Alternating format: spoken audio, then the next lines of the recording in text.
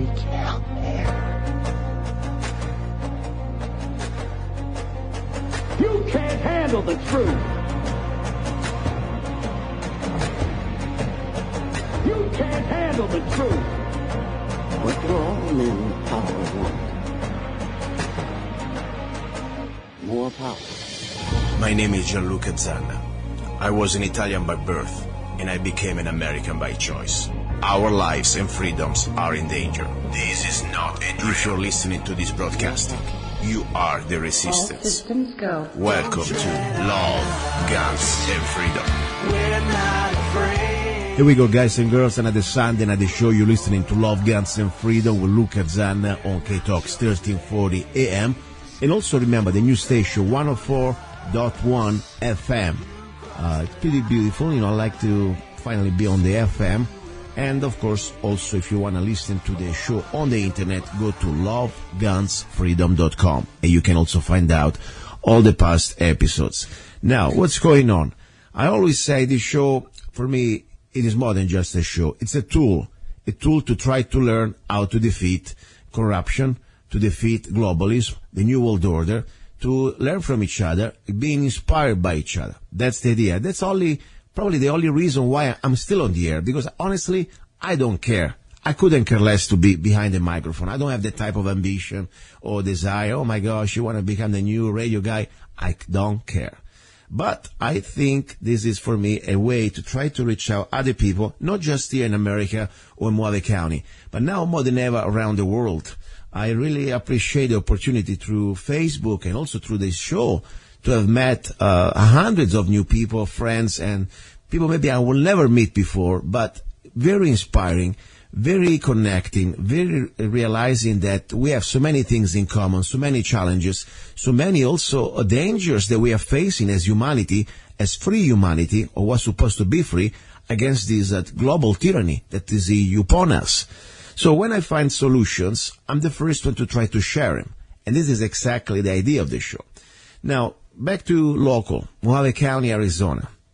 You know, I believe really that at the end of the day, no matter where you are, corruption, it belongs to human being.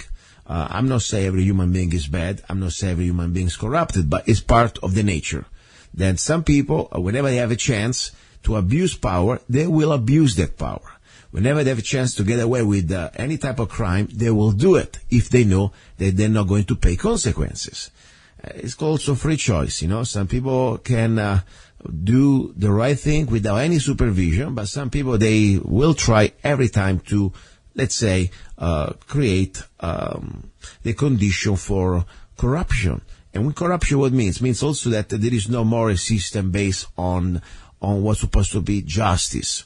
It doesn't need to go all the way to Washington with Hillary or Obama. No, all this can happen at local level. What do we do? Well, I've been following with very much interest on Facebook a page from a good friend of mine that I'm not bringing here on the show because he's a friend. No, this is different, you know.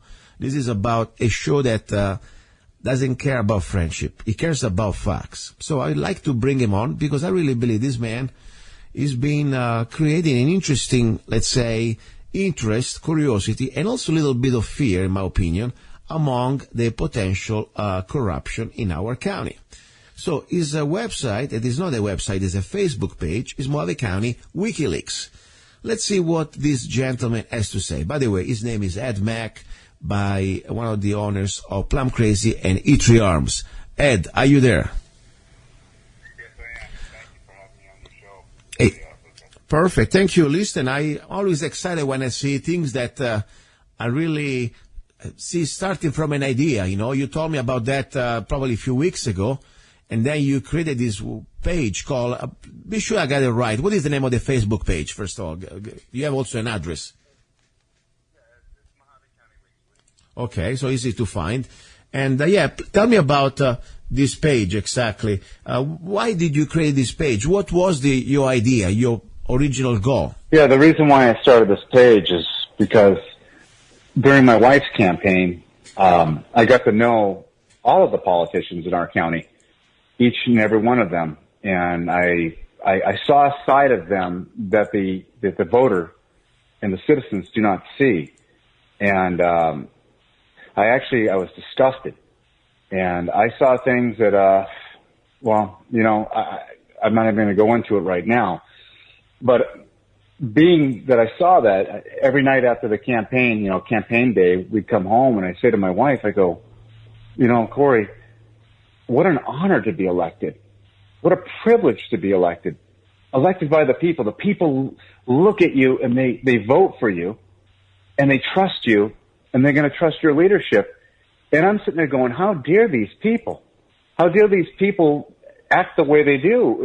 And they're two-faced.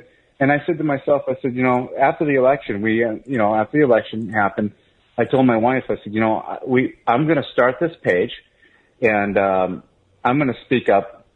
I'm going to speak up, for our county. And I figured that, I don't have a paycheck. I'm self-employed. I don't have to worry about a boss firing me. And there's a lot of sheriff's deputies out there. There's a lot of police officers out there. There's a lot of secretaries of various, public figures here that would love to come forward, but they would lose their jobs. Their family would go without because if they spoke out, their job is gone. And guess what? During the campaign, I watched an employee get fired, and it was just silent after that because he spoke up, and that makes me disgusted. And there's nothing anyone can do about it. They run the show. Wow. But you know what? I started this page, and I said to myself, we're the boss. You listeners, you guys are the boss. We're the boss. These people work for us. We elected them. We put our... What type of response did you have? How many, let's say, members in this board, just to have an idea? Because this is a local board. It's called Mohave County Wikileaks. Well, yeah, I just started. We only have 2,000 so far, but I've done a contest, and I picked 50 people to come forward. If they're interested, I got 50 within a few hours. And I said, then we did like a little drawing. So I pull out 20 so I can keep track. And basically, I am giving away free firearms. Wow. First place, second place, and third place. Whoever brings in the most. It started yesterday, Thursday at 6 a.m., or today at 6 a.m., and it ends next Thursday at 6 p.m. And whoever wins the higher priced firearm, and second place and third place all the way down. And it's kind of a fun thing that the community can get involved. And I know that it'll bring in, people, because what we're going to do is like every month, we're going to give away a firearm or something. And what I like to do to help the community is, find various businesses would like to maybe, volunteer like maybe a meal, or a free meal or free pizza or whatever. We can do a little infomercial, all free, to help our community, help our businesses. But at the same time, we can keep our community informed on what's going on behind closed doors. And basically what it does is keeps our politicians in check. It's not about bashing politicians. This is not about, destroying people. It's about keeping them honest. And the only way we can bring the power back to the people is to have something like Mohave County Wikileaks page. And I'm hoping this spreads to every county in the country, and we can help, just like Donald Trump, we can drain the swamps in our communities. So I think this would be a great thing, and I'm hoping that we can get at least, I believe, do you know the population of Mohave County? Isn't it 233,000? About 200,000 people, something like that, yeah, without counting cows and things like that, yeah. Well, I got to find out how many Mohave County residents and voters are actually Facebook, they actually have a Facebook account. And that's who I'd like to bring in. I'd like to bring in all of our voters. So when something comes up and it could be broadcasted out, and these politicians will look and they'll go, oh my God, this is coming out to the voters. These are the people that vote me in. I best be on my best behavior. It's a wonderful thing, and it keeps everyone honest, and it puts power back in our hands. I mean, we get the reins back. We're in charge. We're the boss again. And I believe this is the greatest thing that has ever happened in Mohave County. Wow. One thing I tell you, I like the idea, of course, that if you can get at least information that is unfiltered by the media. And why I'm saying that? Because I realize more and more with my personal experience that unfortunately the media here, like I don't say in every, but in many local communities, media are pretty much easy to influence through sponsorship. I told you about my situation with the Kingma Daily Miner. Without mentioning names, I was told that directly by the editor. Honestly, my little column that I've been doing for about probably 5 weeks about firearm safety and training, things like that, I was having a great response. The editor was very excited. And out of the blue, it was a local company in Kingman that they also do, among their services, they also do CCW classes. And they say, hey, we're going to pull our advertisement if we don't remove Zanna out of the page, out of the article. Think about that. So I can understand how we don't really have media that they do share information. It is pretty much just a bunch of paid-off advertisement, whatever. Even that comes down to politics, of course. So I like the idea of Facebook as a free, independent media, that there is not really any type of control. People can express themselves, and more important, they can bring information that normally I believe the average newspaper would be afraid to publish. That's for me very important. One thing, though, I must tell you, I'm not really, when you mention Donald Trump and you mention WikiLeaks, there is a little problem there. What do you think about President Trump pretty much now changing his opinion about Assange and making a public enemy? After all, I really believe Assange has been one of the causes why President Trump became president. To be honest, I believe that, because he has various advisors, and I believe that a lot of the globalists have crept in, and they're advising him on things. And Trump is he is for America. Just look at the things that he's doing. I mean, look at the executive orders. He is for America. I agree. I understand. I look at this. But the problem is he's being influenced. I understand. I mean, look, today, for example, I'm going to talk about the Paris, treaty for the global warming scam. This is amazing. I mean, that's something that probably, something's going to happen just because this is beyond him. This is a global agenda that somehow now he's trying to delay and stop and slow down. So, but at the same time, we're talking about WikiLeaks. I understand Trump is surrounded by members of Council of Foreign Relations and other globalists, but this is huge because WikiLeaks, after all he's been doing is being given the chance to know the truth about many things. And now the idea that this man could be on the hit list for the CIA to knock him down when Donald Trump all has to say, hey, wait a second, we don't kill people, especially when they spread the truth. At least he deserves the trial. That's number one. But anyway, just my little, sometimes I try to always bring something like that. Now, Lisa, tell me about a little bit this situation with the guns, because I know people responded. I saw that overnight. You put out this idea that you were giving some sort of a free guns to people that would like to volunteer. And overnight, out of the blue, what type of, how many more membership you had just in one night? It was an incredible jump for a local board. I would have to look. I know one thing, my phone basically froze up and my computer screen froze up. But here's the thing, how we keep members. Because a lot of people, they're not interested in politics. And I always say this, if you're not interested in politics, trust me, politics will put an interest in you. Yeah. You got to pay attention. That's why our country is where it's at right now, because we don't care. We are bombarded by television. We're bombarded by partying and what's the Kardashians doing? They're taking the focus off what's really going on, and they're just keeping you, in a like a false. It's like a fantasy land. But real fast, I want to make this clear.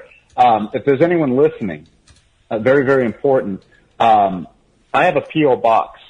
If you have any information, remember, we want facts. We don't want rumors. We need facts. Please go ahead and you send it to P.O. Box 764, Lake Havasu City, Arizona. The zip code is 86405. Again, P.O. Box 764, Lake Havasu City, Arizona, 86405. You can go ahead and you can be anonymous. Just make it out to Ed Mack, and I will never give out your name, and that is a promise. And if you ever want to meet with me, whatnot, we can meet in a public place. We can meet behind closed doors. Whatever information you have, if you're afraid to give it out, trust me, I've already had many people come forward. I do have things on file. Matter of fact, one thing I took care of internally because I didn't believe it should have been out in the public. And not that I'm making the decision here. It wasn't anything as a threat to our community. It was an internal thing within some departments here. They came forward. I gave the information to the correct person. It has nothing to do with the public at all. It had something to do with an individual. And I remember, we have to remain. We have to have some kind of order, law and order in our country, because once the people lose that security of law and order, then we have chaos and anarchy, and we have to have laws in place. We have to have some kind of respect and law. And but I will tell you one thing: we have to change the landscape of this country quick. And I'm hoping that other counties that are listening will start their own WikiLeaks page and do this. We will drain the swamp ourselves. We will do it.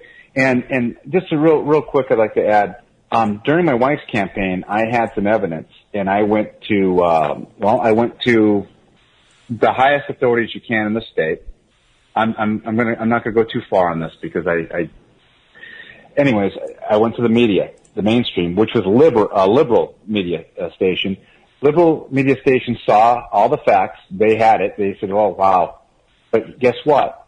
Because what was said in this recording we had something to do with some Republicans that had their hands dirty in something, which is their opposition. The liberals and the Republicans are supposed to be in opposition, right? They said, we can't do that because we work with this group of people. And I went, "Oh, really?" Wow. They go, "But no, we can use this part and we can utilize that, but we can't do any of this." Okay. And I went, and that's when I sat there and I went, "Oh my God, the media picks and chooses the truth." Yeah. And locally here, I know some people here at the Herald here, and I really have a lot of respect in them, but their hands are tied. I've brought in stuff before, and they go, I know, Ed, I see it, but we can't publish it. Why? Mm. Well, our boss won't let, and it's just like, wow. So, we can't count on the media anymore. Wow. So I have this WikiLeaks page. Now, you people, don't be afraid. You come to me. I'm not afraid. Like I said, I don't have a paycheck. No one can fire me. No one can bring any harm on me. I've already been audited after launching this WikiLeaks page. You have no idea. So I'm not afraid. I will stand up for you people, and I will take, I'll go to bat for you guys. You come before me, come to me, and I will try to get the truth out, and let's get this community, back on track, and let's get some integrity and honesty back in our leaders. I will say one thing. There is a leader here, and I won't say his name, but I know he'll be listening. I have a lot of respect in this person. All the politicians is absolutely, they hate this man because he doesn't spend their money frivolously, and he butts up against them every single time. And I have a lot of respect in this man for that. He is a good steward of the taxpayers' money, and I take my hat off to that man. And a lot of people might not like some of the things he does, but let me tell you something. All in all, the guy's here to do his job, and he saves us money. So just wanted to throw that out there. Okay. But since you were talking about justice, law and order, and all this stuff, and I agree with you. Mm-hmm. I mean, now it's like, how many months are we since the beginning of his presidency? 6 months with President Trump? Let's see here. What June. November. He took office in January. So. Yeah, 6 months. About 6 months. Yeah, now, about 5 months. Yeah, we have a new Attorney General, and we know that Mrs. Clinton, anybody else, any other person in this country, or even coming from any part of the world, would have been at least under a trial. I mean, the charges, that's huge. This is something that I cannot believe that she's still walking around smiling and giving speeches. I mean, what the heck is, at this point, let's be honest, there is no more law and justice here. There is no more law and order. The law is just for the slaves like us. They will throw a book at you if they find something, even just with your audit or any type of situation. Could be IRS or could be anything. They can throw the book at us, and then people like her, she can do perjury, she can do treason, she can do everything she wants, and she can keep doing. Nothing's going to happen to her. So, do we really have law and order? I mean, after all, President Trump, what is he doing about this? But Luca, I come back to this. Remember, the media is bought and paid for by special interest corporations and lobbyists. I know all about lobbyists. I'm going to watch my mouth about it because I have family that are lobbyists, and I do not see eye to eye with them. And they're very, very powerful lobbyists. They're Washington lobbyists, and they are the problem. And I told them, you guys are the problem. They go, no, we're the solution.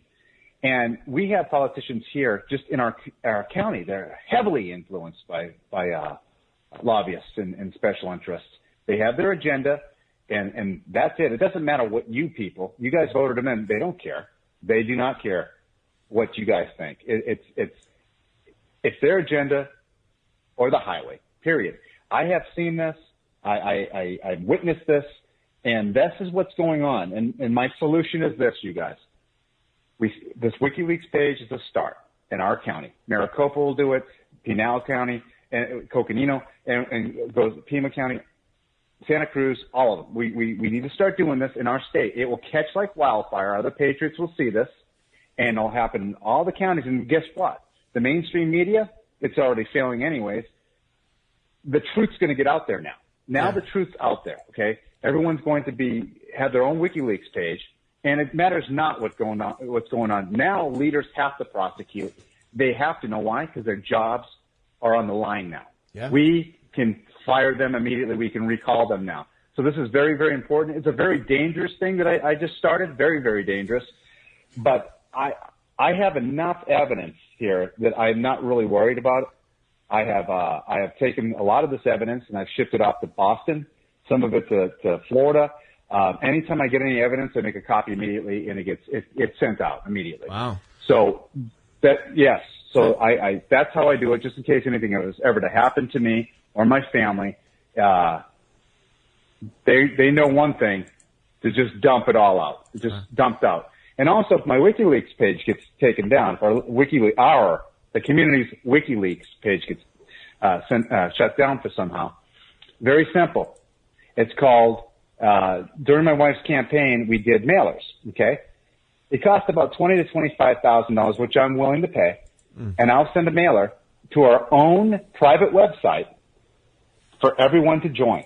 So you can't shut down the private website. So, and I'm willing to spend $25,000 to get, our new website to every voter in our county. So if they want to shut us down, it's not a problem.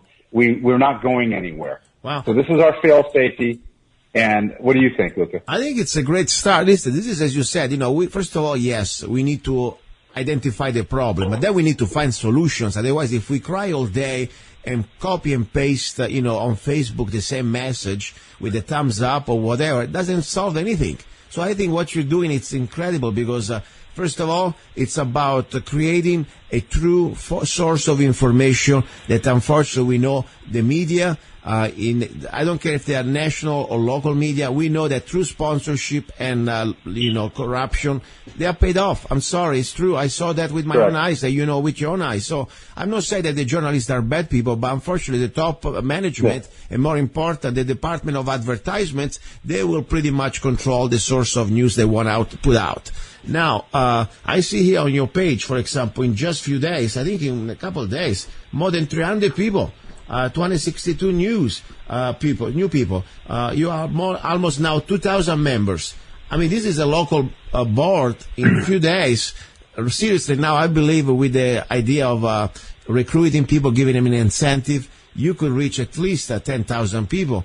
And believe it or not, remember, this is, if every person who is on the board is a part of a family, and let's say you multiply that by 4 or 5, well, absolutely. Absolutely. You don't need to have everybody, mom and grandma. Even just, let's say, dad is on the board, and then when he comes back, dad at night and at dinner, and talks to family, that's incredible voice. So, and more important, you're doing this just with an idea mostly. Of course, you're putting out some money with the rifles, but that's not really much compared to what you can create. And I said, everybody out there, even if you don't have the resources to give freebie or giveaway, start an idea like this. I think it's incredible, and you don't need to be just in America. If you're in New Zealand, in Australia, get a source of information that bypass the control media. That's, I think, it's incredible. I want to give you the floor to close. Anything you want to say about anything? No, I do appreciate you having me on there, and it's a blessing to be able to live in a free country still. You know, we're kind of still free here, to be able to do something like this, and I believe we're going to start a movement here. I'm just happy that we're actually going to bring the people of Mohave County back in control. We're going to be the boss again, and that there's no greater feeling to know that, you know, this is the first step in bringing honesty and integrity back into our communities. It's a wonderful thing. But on this page also, I would like to also say, it's not all about just destroying politicians, and that's not what it's about, destroying politicians. It's about telling the truth. You know, if you're a politician out there listening and you're doing something, collusion or any kind of felonies or any kind of illegal things that, or even work with special interests in that, you know, the public should know about, you're going to be found out. And I'm going to put you on notice right now. And we have a right to find out because we elected you. You work for us. We don't work for you. We're the boss. And, you know, and if you're a politician that's doing really well and you're helping people, you're helping our community, and you're really working hard for us, you will be praised, and you will be broadcasted on here, and you will deserve the praise. And that's what it's going to be all about. Like I said, I want to be able to help the community. Maybe we can put a little free advertisement on there, and just, it's going to be a wonderful thing. And that's about it. You know, I'm sure we'll do some more.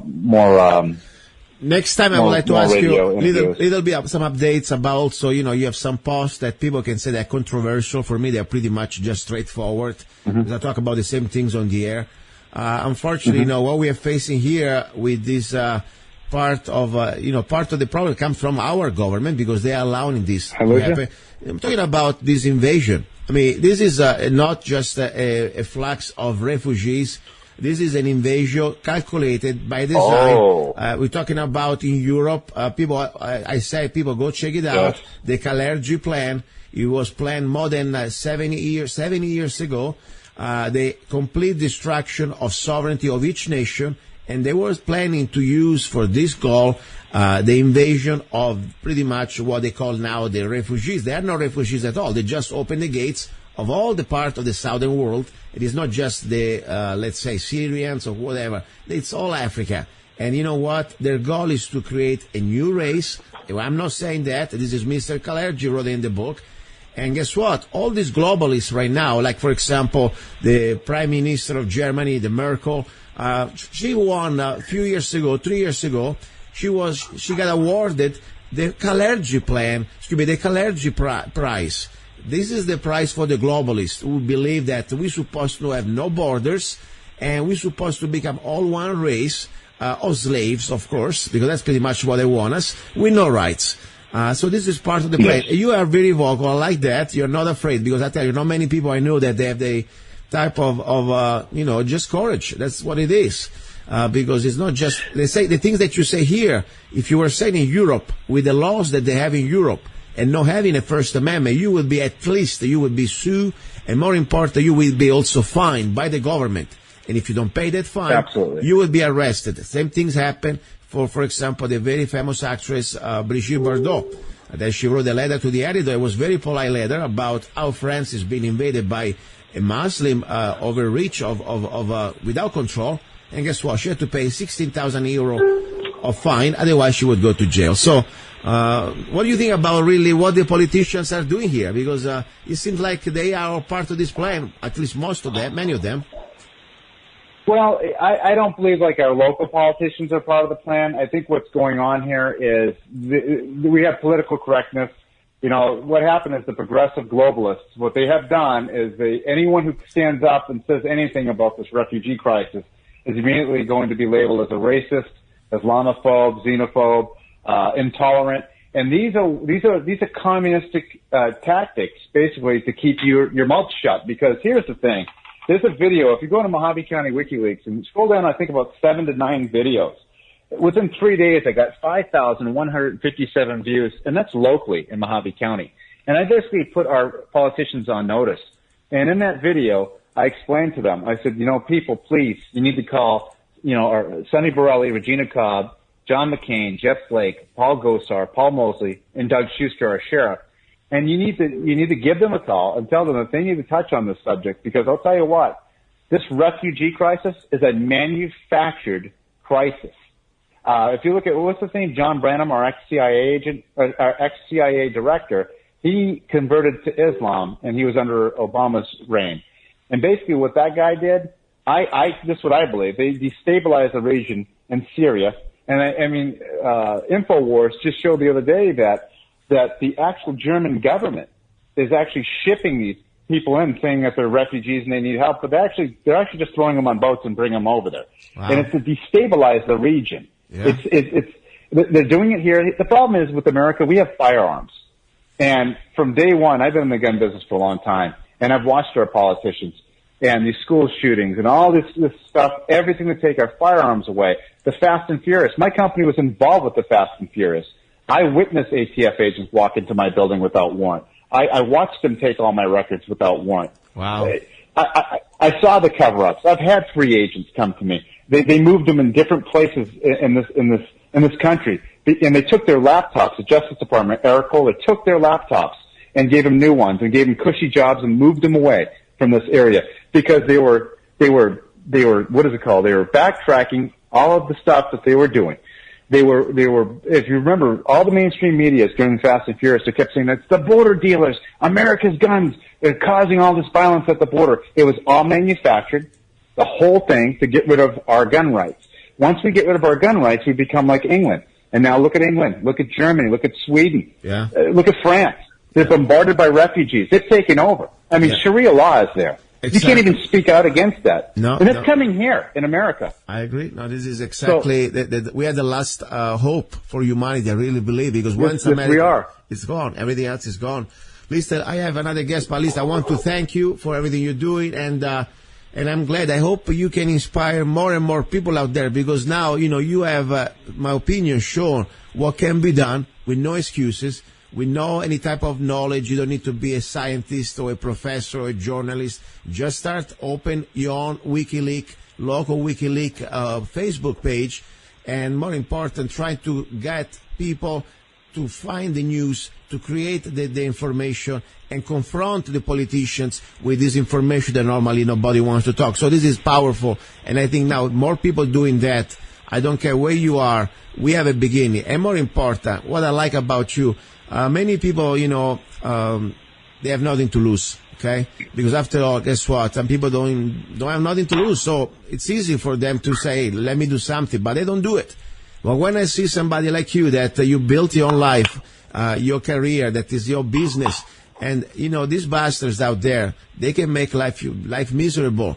They can, government, after all, when we are in business, we need what? A license. So we are not really free to work. We always need to beg for that license. And anytime they can find an excuse, they can remove the license. So you have a lot to lose, in my opinion, like many of us. But at the same time, you go out there and you are not concerned for your personal consequence, and you're still doing your part. And that's what I think is inspirational. That's why I think everybody out there say, after all, Mr. Mac out there, he doesn't really need to do this. You could lock your doors and stay home and mind your business. Instead, my opinion, you try to do what you think is right. And regardless, people may say, I agree with you or not, politically. No, this is not about politics anymore. It is about try to spread out the truth and remove corruption from our government. So thank you, Ed, okay? Thank you very much. All right. Okay, guys, a little break. Speaking about how we stay up here, we don't count on sponsors, because after all, as I said, if I had a sponsor, and don't get me wrong, if you want to be a sponsor, you're welcome, but I'm not going to beg you, because the last thing I need is a sponsor who's going to tell me, oh, you can't talk about that. No, we don't want you telling this stuff. Guess what? You are the sponsor. You, the listener, and I appreciate your help. So if you want to support the show, there are different ways. One way is very affordable, 99 cents. You can go to www.zanna.us. I produce and wrote more than 100 songs since I came to America. You can download them on Amazon, iTunes, and of course on my site. So just a couple songs really would help. But then also if you drink coffee regularly, why don't you try Zanna Coffee? It's an organic coffee, great flavor. I have 3 different blends. Of course, my favorite, and according to many other out there, it's straight shot espresso. And by the way, you don't need to drink espresso. It's all beans, so you can grind them the way you want it. So straight shot espresso, 1776, and of course, Route 66 coffee. Go to zannacoffee.com. Little break, then we continue with our number 1. You're listening to Love, Guns, and Freedom with luca-zanna. Here we go, back into the studio. You're listening to Love, Guns, and Freedom with luca-zanna. This is the first hour. I call this normally the hour about freedom. And of course, for me, freedom means when we refuse to submit to what they tell us to do when it comes down to, let's say, being a good Democrat or being a good Republican or being a good Libertarian. No, we're going to be good Americans first. That's my idea. Because after all, that's the way they control it. They enslave us. They separate us in groups. Then they're going to say, you fight against each other. At the same time, the same owners, the same masters control both parties, in this case, the Republicans and the Democrats. And the problem is many people, unfortunately, follow the orders from their headquarters. And that's bad. I don't care if you're Republican or Democrat. If you have principles, I believe, first of all, you should stick to the principles of the Constitution, limited government, more important, the principle of honesty. That's the number one thing. When you see that your leader is a crook, I don't care if it's Hillary or if it's Bush, you gotta, for my opinion, you gotta point it out and not following the orders. That's why I have a lot of respect for a man that has been on my show, probably since my first show I had out, since the beginning, 3 years ago. His name is Ronald O'Donnell from California. He is a political guy. I mean, first of all, he's been in the Democrat Party for about 50 years, for what I understand. And then, of course, he's been running successfully as a state senator for the California, for the district of San Bernardino. He won the primaries against the other establishment Democrat. And, of course, a lot of drama, a lot of things. They tried to somehow kick him out of the party. I had him on the show a few weeks ago. Now he's back. Today he has some strong revelation that he told me over the phone, but I would like for him to tell us exactly what's going on. Ronald O'Donnell from San Bernardino County. Are you there? I sure am, and how are you wonderful people doing there at the KTOX listening audience? And it's such a pleasure to be welcomed back on your show, Zanna. It's always a pleasure. And it's my pleasure, especially when you bring news that for me they are inspiring to everybody out there to completely, let's say, do not submit to the authority of parties, leaders, especially when they are wrong, especially when they go against the principles of America, and more important, the principle of honesty. I refuse to follow anybody, especially when he's a crook. And I really respect you for that, because you've been the leadership in the last elections to refuse to submit to, let's say, completely a joke of a primaries in your party. I mean, the fact that Hillary, she was the chosen dog, came out completely on the open, and I'm not even for Bernie, but the point is that all the supporters for Bernie, they were completely robbed, in my opinion, of the elections. So I want to say, what's going on with you? I know you're really disappointed with your party leadership. What's going on? Well, I told you, Zanna, I'm not real happy with the fact that 2 years ago they tried to have me arrested. And if you recall, a year ago they threw my delegates' paperwork and our receipts over the banister. Yes. The vice chair of the San Bernardino County Party did it and laughed at us because he was such a staunch Hillary supporter. But in today's news, Hillary said that she financed the Democratic National Party because they ran out of money, and that she is upset about that.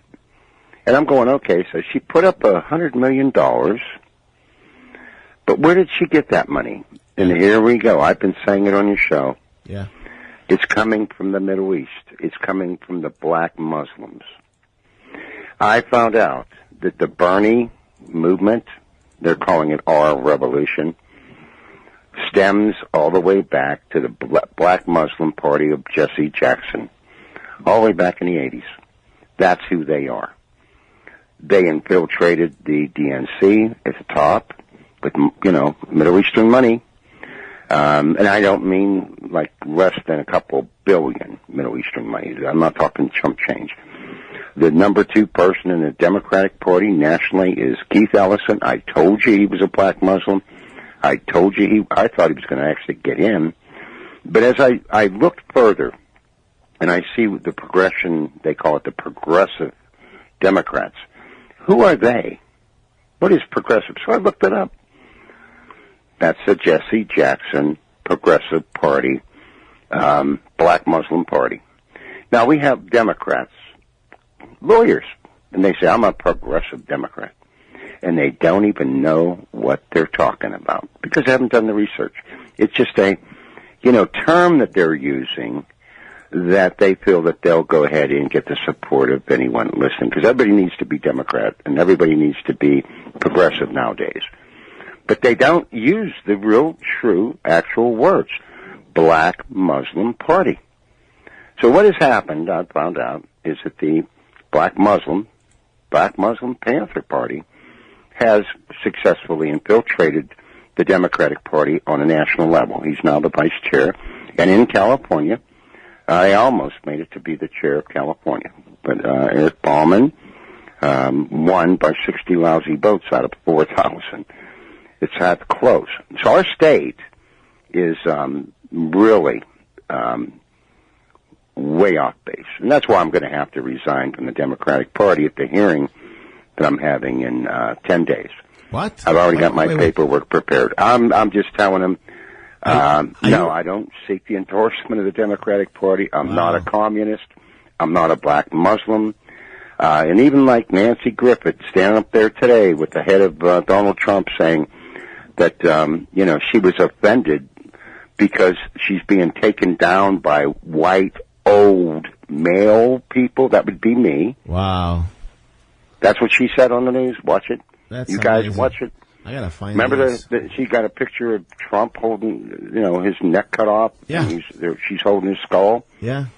And she said it's white males that are sabotaging her. What has to do with that? I mean, she's so dumb. First of all, she's lucky she didn't get right now arrested, or at least, let's say, an indictment, because I am all for freedom of speech. I'm all for satire and everything else. But here we have a really not so thin line anymore when we go from satire to death threats to, we're talking about something that normally, if anybody else would have done something similar, in my opinion, to anybody, I don't care if she's the president or not, this is bad. This is bad. But more important, now, you guess what? It's called free market too, because I'm sure many sponsors, I'm sure many listeners or many viewers of whatever television station she works for or she used to work for, like CNN, guess what? They have the right to express their first opinion too, and she lost her job, and she's losing many jobs. So my point is, I don't feel sorry for her. If you start a fight like that, you better be ready to put up with that. Otherwise, now by the way, I saw the part that she's crying. Is a bad act in my opinion. Even, of course, I know she's hurting, because now I hope her mortgage is paid, because I'm telling you, when you start to live high like she's been, and now out of the blue, you have no more coming inside money like she used to. Life changes. Guess what? She's been blessed for so many years. But look at what she's portraying. She's portraying what the Muslims do to our American soldiers, to our Christians over in the Middle East now, to our American people. And she's holding it up as a Democrat. Yeah. And she's saying, this is how we feel about our president. Well, no, we don't. No Democrat has ever said that. And especially blaming all of this on senior citizen white males, is what she said on the news. That would be me. Yeah, what has to do with white male I can't be a member of that party. That's insane. That is not my Democratic Party. That's insane. I mean, think about it. Everything has to do about race. So what you going to do? Are you going to become independent, or what is your story? What's going on? Well, I am going to give them the news officially at that hearing where they're trying to throw me out of the Democratic Party, that they can't throw me out. I quit. Wow. That's what I'm going to do. But I want them to say it first. I'm going to the hearing. I have my letter of resignation prepared, and I'm going to hand it to the chair of the Democratic Party and then the vice chair of the Democratic Party in California. And I'm going to say, my 147,500 voters are going to know, here in the desert, are going to know why I quit. Wow. I'm telling you I quit. Wow. Because this is not my Democratic Party. This week, John F. Kennedy would have been 100 years old. Yeah. They killed my president, and Yeah. there hasn't been a decent president since. Yeah, that's true. That's true. Completely It's different. true. What no more what you can do for your country, but now pretty much is what your country is forced to do for you. To you, you know. And You know what they passed here too? yeah. They called it universal health care. Wow. And I said, well, wait a minute, that's a great concept. Where's the money coming from? Yeah.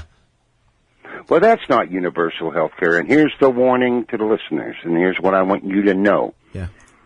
They're saying universal health care to help the Latino population. Wow. When it has nothing to do with Wow. the people from Mexico. Wow. Because once they get that established in California, guess what it means? Wow. Well, we can't discriminate against the Muslim refugees, the million that they're trying to bring here, Yeah. that we don't even have enough money to.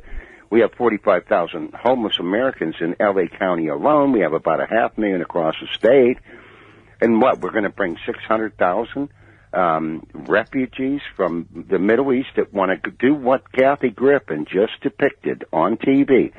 Cut our heads off because we're white, old, senior citizens? But no. talking about racism, talking about discrimination. I mean, I don't believe in anything coming free from the government because it means somebody else is forced to pay. But my point is, what you just told me, it's even beyond that. The point now they say, oh yeah, free is going to be just for this type of group. What is about the white regular guy, working man, that he pays every dime and he never gets anything for free? I mean, seriously. I mean, this is completely out of their mind. Talking about discrimination, it's beyond that. It's beyond that. And I still believe, of course, you don't steal from somebody to give to somebody else. That's wrong against my principles. But my point is now, you think are they going to be sad that you live in the Democratic Party, or I think they're going to have a party? Because I think you're going to be probably, you've been the biggest pain in the butt because you've been always bringing the truth and exposing their corruption, in my opinion. And at that point, I think they're going to have some sort of a party that you're going out. What do you think? Well, I did get a chance to speak at the convention last week. Yeah. Remember I told you I got an opportunity, I got 5 minutes to speak. Yes. And after, listening to the tone of the convention, I could see that most of the people there, all they wanted to do was hurry up and get to the bar. And that's no kidding. Wow. They didn't care what we were saying. So all I did was I said, well, I want to thank my sister Marie Patrick, my 8th grade teacher in my Catholic school, for teaching me so that I could get an associate degree in accounting, so that I can get a bachelor's in economics and a doctorate in law. And Sister Marie Patrick, thank you for giving me the opportunity to speak in front of the Democratic Party. And that was my speech. Wow. But I thanked private education. Get it? Yeah. I thanked my Christian community. I thanked, although I'm not a really good Catholic anymore, I'm still a Christian, but that's my personal belief. But I thanked what made America great was the people that, I'm standing on their shoulders. That's how I got here, and that's how I feel that the Democratic Party has neglected us.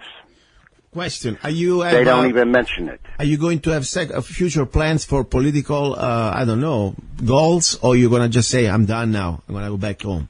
No, Zanna, my motto is never surrender, never quit, never forgive, and never forget. And they said, well, what do you mean never forgive? That's not Christian. You never forgive the devil. Yeah. And we have the devil in the Democratic Party. I agree. We have the devil taking over our country. We have, and by the way, what really made me make this decision and to make this stand is I spent all last week in Camp Pendleton with the Marines on the Marine base and watching these young men who are putting their lives out for us. They're willing to die for what, principles we taught them to believe in, called the United States of America, called the United States Constitution, called defending our country, called defending our people. I have and yet something to say. I don't want to interrupt you. Something very important you said.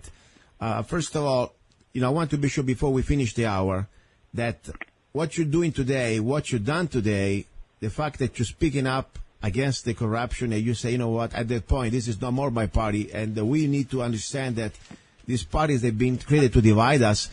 I really want to, every other listeners out there, when you said this is no more the Democratic Party, this is the devil party, guess what? I completely support that statement, but also I say the same thing in the Republican Party. It happened. That party is being controlled. Look what they're doing now. They don't control anymore their puppet. They want this a new puppet that they're supposed to follow the agenda. So there is no really difference between the Democratic Party and Republican Party when it comes down to the real insiders that they manipulate and control the whole agenda. That's why I say the same way you say you're going to leave the Democratic Party. That's great. I said I want today again redo the ceremony that I cannot do because I burned my card, my Republican card, and you cannot really hear the noise of fire, and I don't want to burn the studio here. You did that 3 years ago. Yeah, 3 years ago. But I want to do this right now. I have another photocopy of the card, of the Republican membership card, and also of a prison commitment and all the stuff I used to be. Guess what? As a registration card, this is gone. I am never going to be anymore. I have a registration card here also. Yeah. So I support. Can you hear it? Yes. Can you hear it? Yes. Great. This is historical. We have 50. And I'm going to save this and give it to them at the meeting in 2 weeks, and they can stick it up there, whatever. Yes. And I wish everybody would do that. Democrats and Republicans. Seriously, this is huge. Maybe we can inspire others because, you being Democrat before even I was born, for God's sake. I mean, how many years have you been there? 50 years. It's huge what you're doing today. The fact that... But I cannot support the black Muslim movement.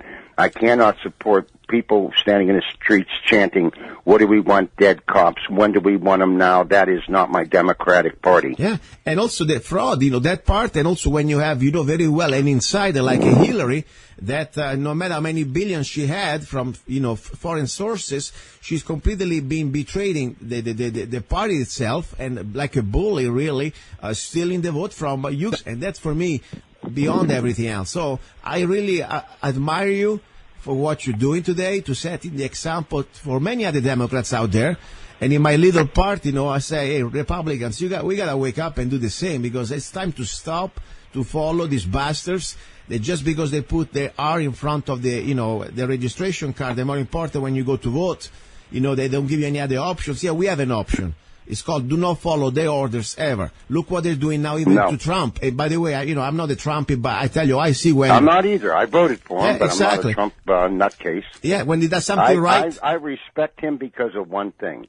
He beat the Republican Party. Yes. And then he went on and he beat the Democratic Party.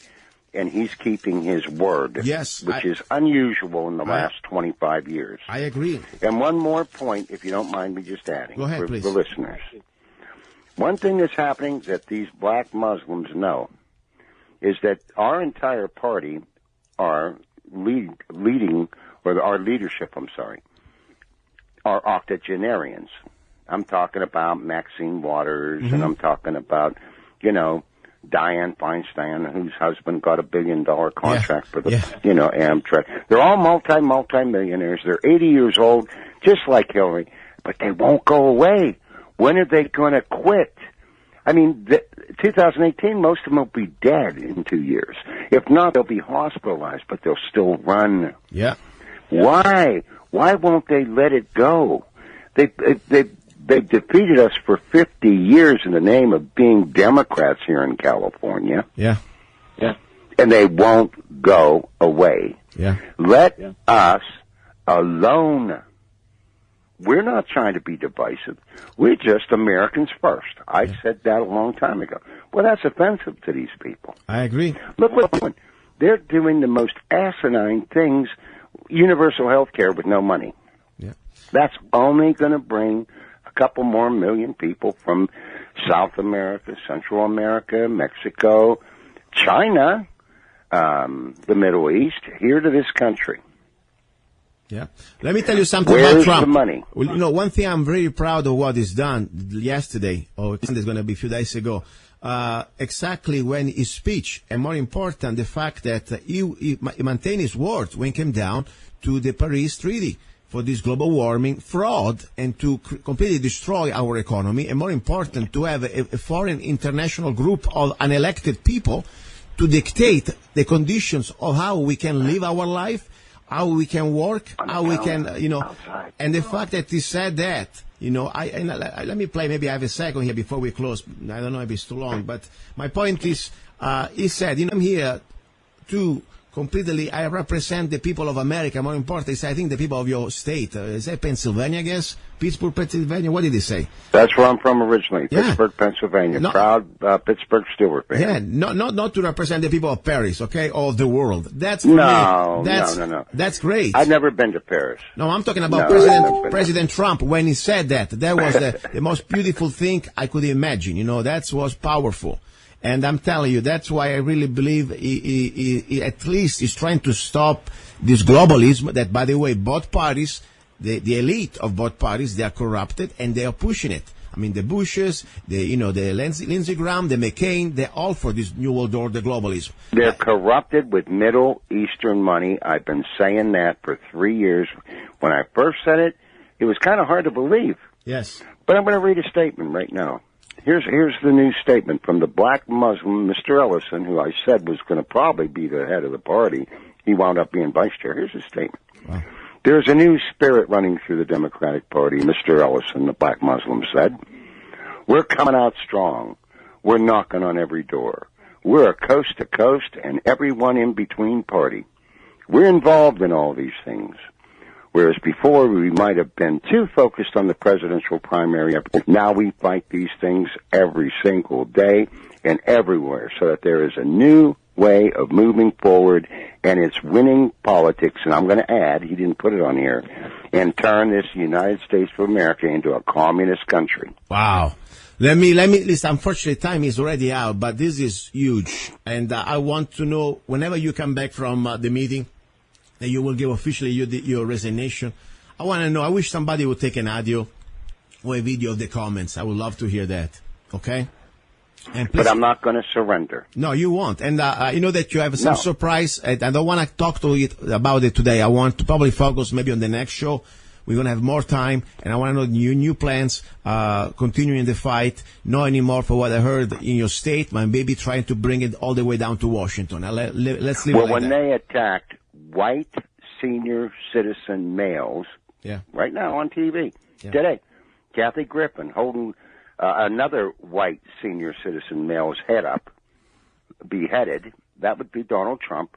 We're done.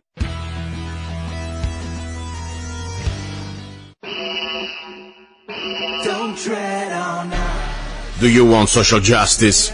Now I give you social justice. The Zanna way. Don't trade on us. The Freedom Rifle by Zanna. The most affordable military-grade semi-automatic AR-15 rifle in M4 configuration, chambered in .223 Wild that can shoot both 5.56 NATO and .223 Remington. 4 minutes of angle for just $499. Made in the USA. Get your Freedom Rifle now. We need every law-abiding American armed with knowledge and at least one military rifle ready to defend good against evil. With every Don't Trade on Us rifle, you will get free parchment replica of the United States Constitution, free digital CD, Don't Trade on Us, free ebook, How to Become a Rifleman, free t-shirt, Slaves Are Never Armed, I Am Not a Slave, free 30-round magazine where allowed by the law, free laser engraved ejection port, Don't Trade on Us, for just $499. Go to www.freedomrifle.com, www.freedomrifle.com. Get your Freedom Rifle now. Here we go, guys and girls. You're listening to Love, Guns, and Freedom with luca-zanna. This is the second hour, the hour about guns. But we don't talk just about guns. We talk also about things that are related to guns. Like, for example, the new project, the new short commercial, also / movie, called SKADI. SKADI is the name of the rifle that I'm producing at Zanna Enterprises. At least my company is producing. manufacturing. Sorry, this is not a song. We don't produce rifle. We manufacture rifle. But more important, it's a short, let's say, short movie that it started as like an idea. I wanted to share more than just a new rifle or a new upper or a new lower. I wanted to share an idea how to reconnect to our roots, to our history. And I'm talking about, for people like me, we are from Europe, and reconnecting to our European roots.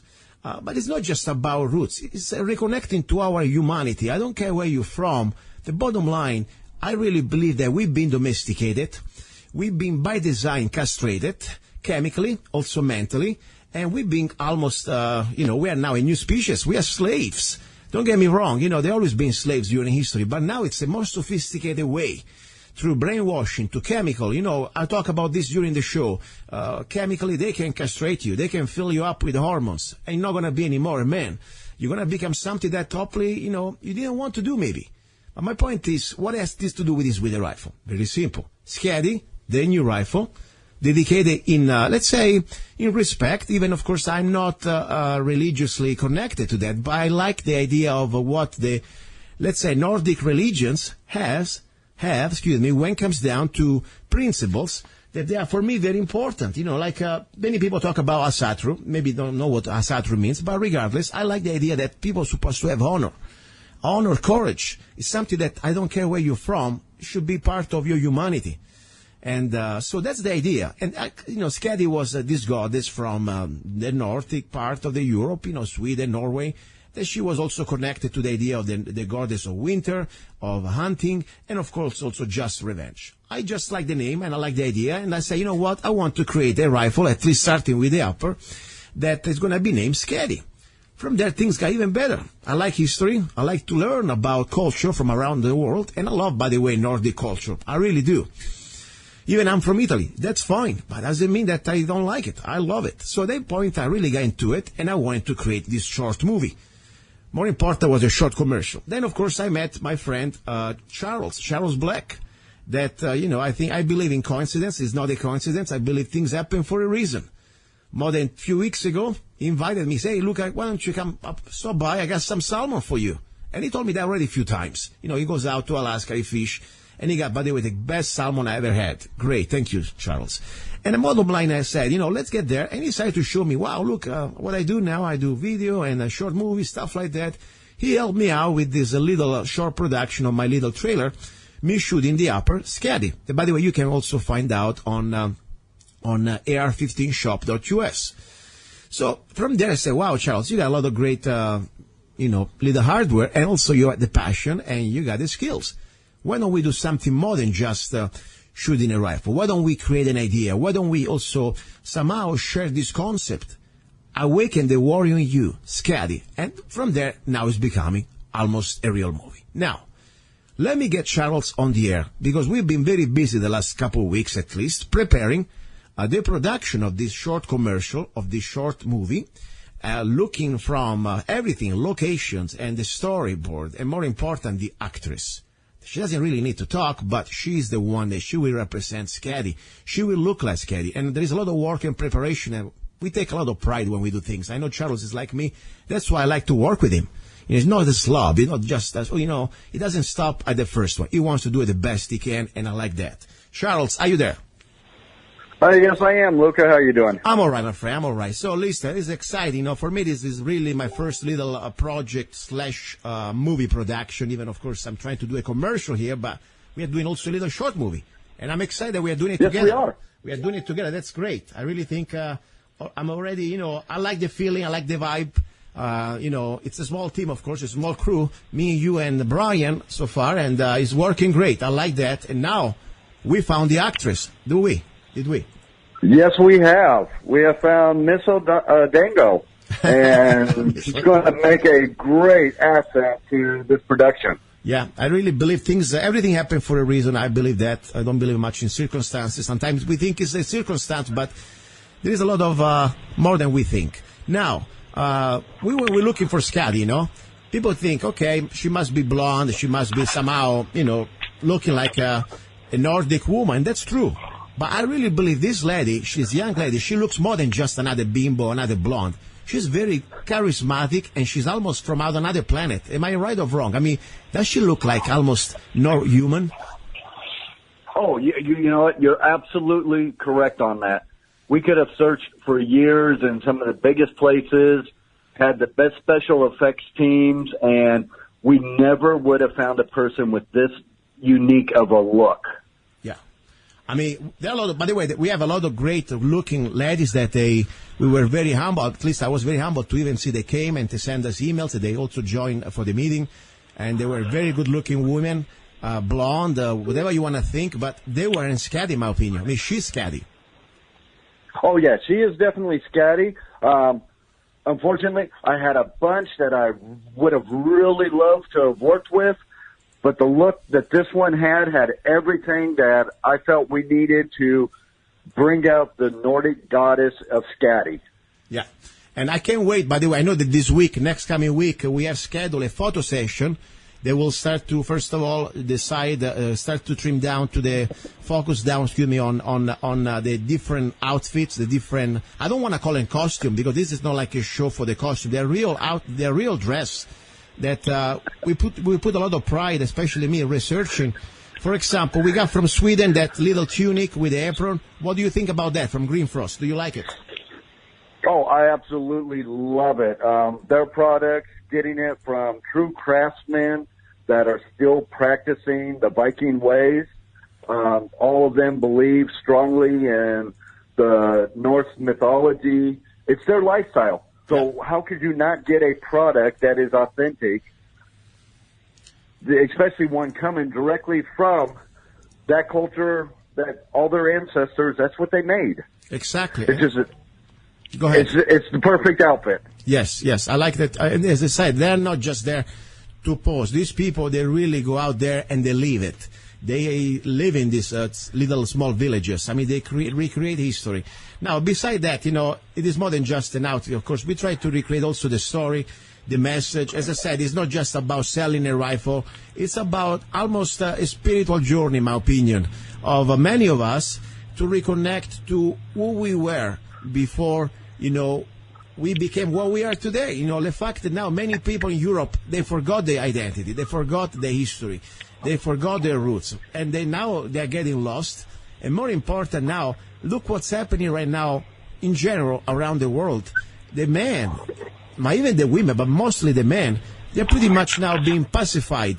They're being castrated. I cannot believe 500 years ago, even just 200 years ago, even 100 years ago, that the men in Sweden or Norway or Denmark, they would have put up what's happening right now.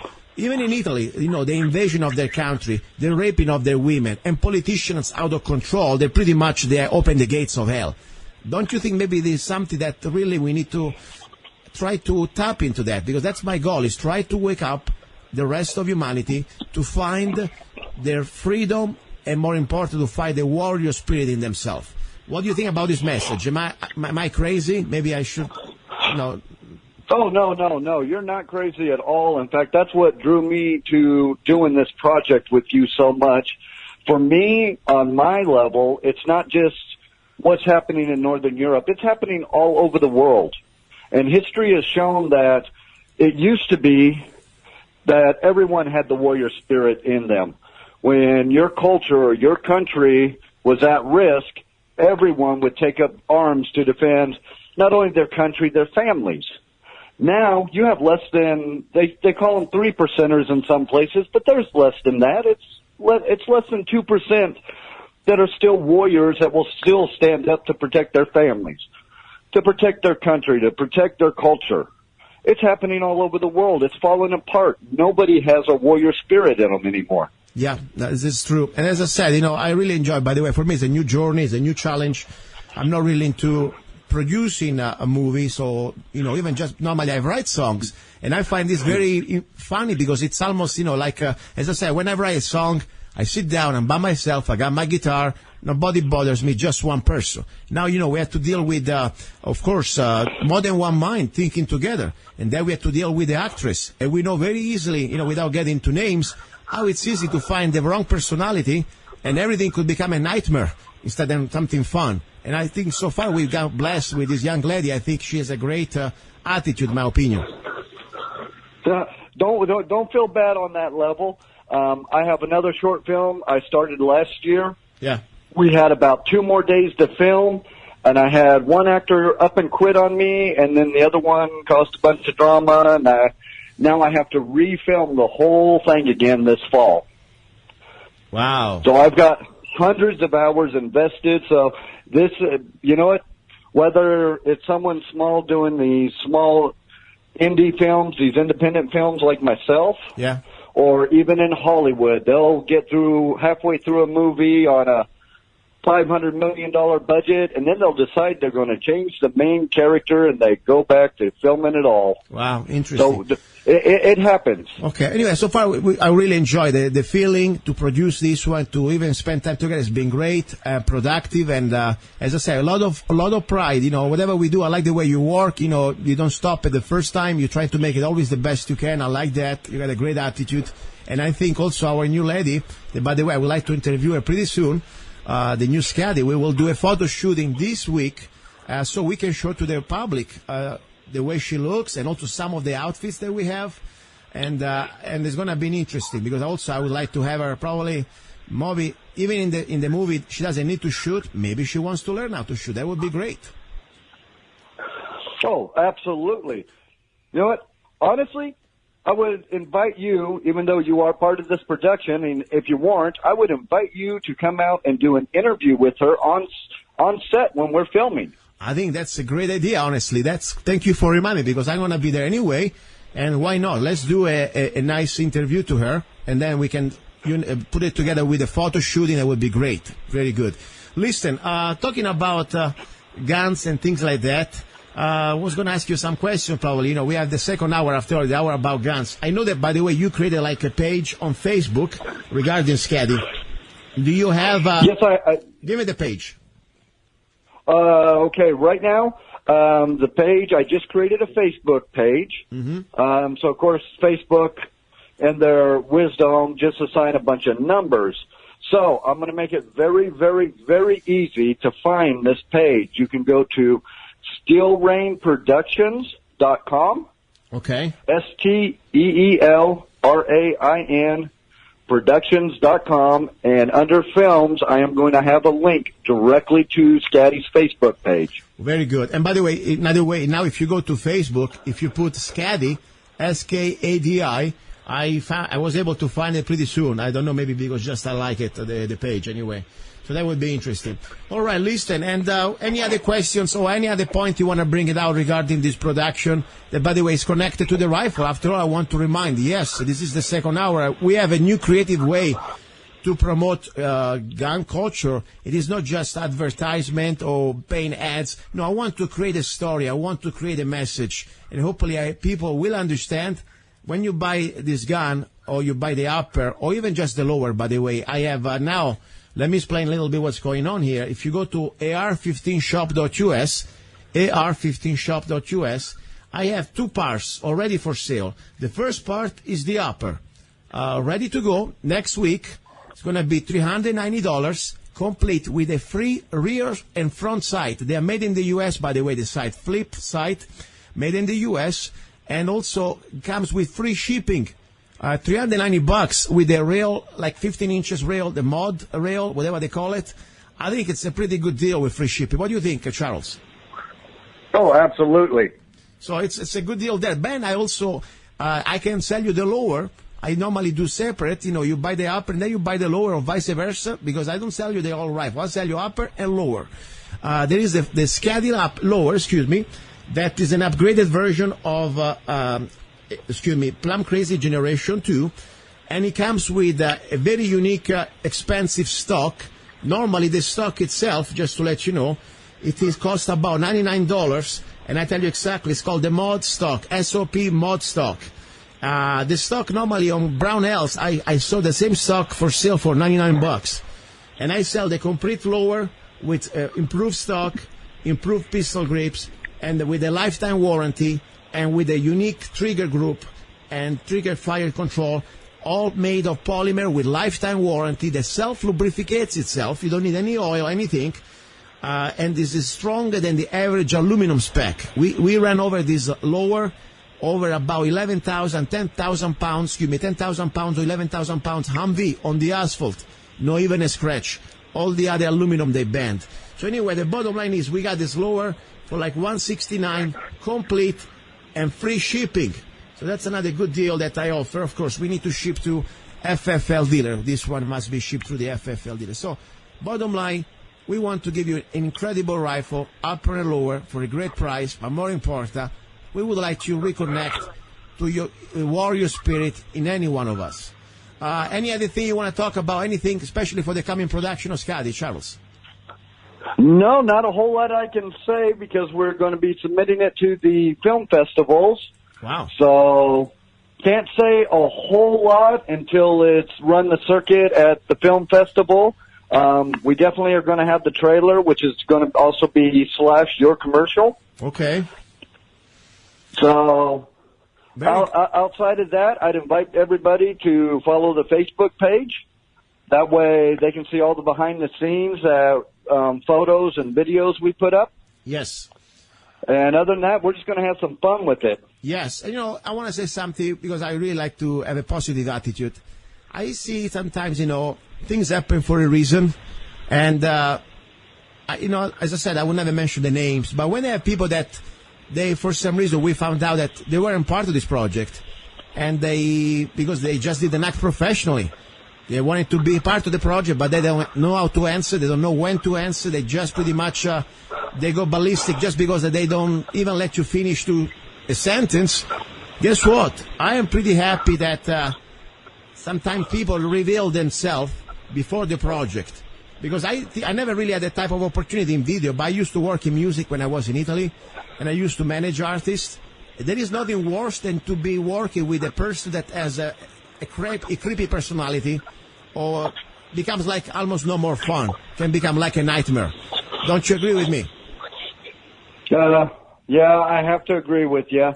Unfortunately, on my end, unless I can afford to replace them, I pretty much a lot of the time have to deal with someone like that. And, of course, at that point, it just builds you to where you just want to hurry up and finish getting all your filming done, so you don't have to deal with them anymore. Yeah. Anyway, but we got lucky so far. I can't wait to put the photos out of the new SKADI.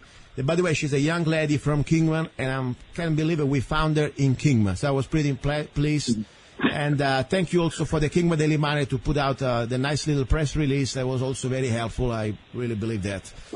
All right, Charles, I'm going to be talking to you soon, and I'll see you probably this week for our photo shooting. All right? All right. Sounds good. Very good. All right, that was Charles Black. Let's have a little break, a little bit of Zanna coffee. Then we go back with exciting news. I'll tell you exactly what happened last Sunday, where did I go, and I would like to share some information. Do not go away. You're listening to Love, Guns, and Freedom with luca-zanna. In this world, where everything seems to be going sideways, when you need things set straight, Zanna Coffee Straight Shot Espresso. Start your day with a bang. The best organic and GMO-free coffee beans from around the world to amplify your senses and enhance love for life, liberty, and the pursuit of happiness. Zanna Coffee brings you happiness in every cup. Fair trade, certified, sustainable, organic coffee. That means we do not use slaves. Free Zanna songs with every coffee bag. Find Zanna Coffee at www.zannacoffee.com. www.zannacoffee.com. Don't be cheap. You deserve the best. Get Zanna Coffee at www.zannacoffee.com. Okay, guys, here we go. Second hour, you're listening to Love, Guns, and Freedom with luca-zanna. We had before, just a few minutes ago, Charles Black, and I wanted to really share this opportunity because I tell you, it's beautiful. It is not just creating a new upper or a new lower or a gun. It's about sharing idea and interact with many people and trying to enjoy things that we like to do. And I like also the fact, how things happen, to find this young lady that she's in Kingman. She really likes what she's doing. She's really into the part. I don't even think she's acting so much. I mean, she's really living her own world. I like that. I mean, that's what I like when I work with artists. They are really people that they do that. They don't fake it. I love it.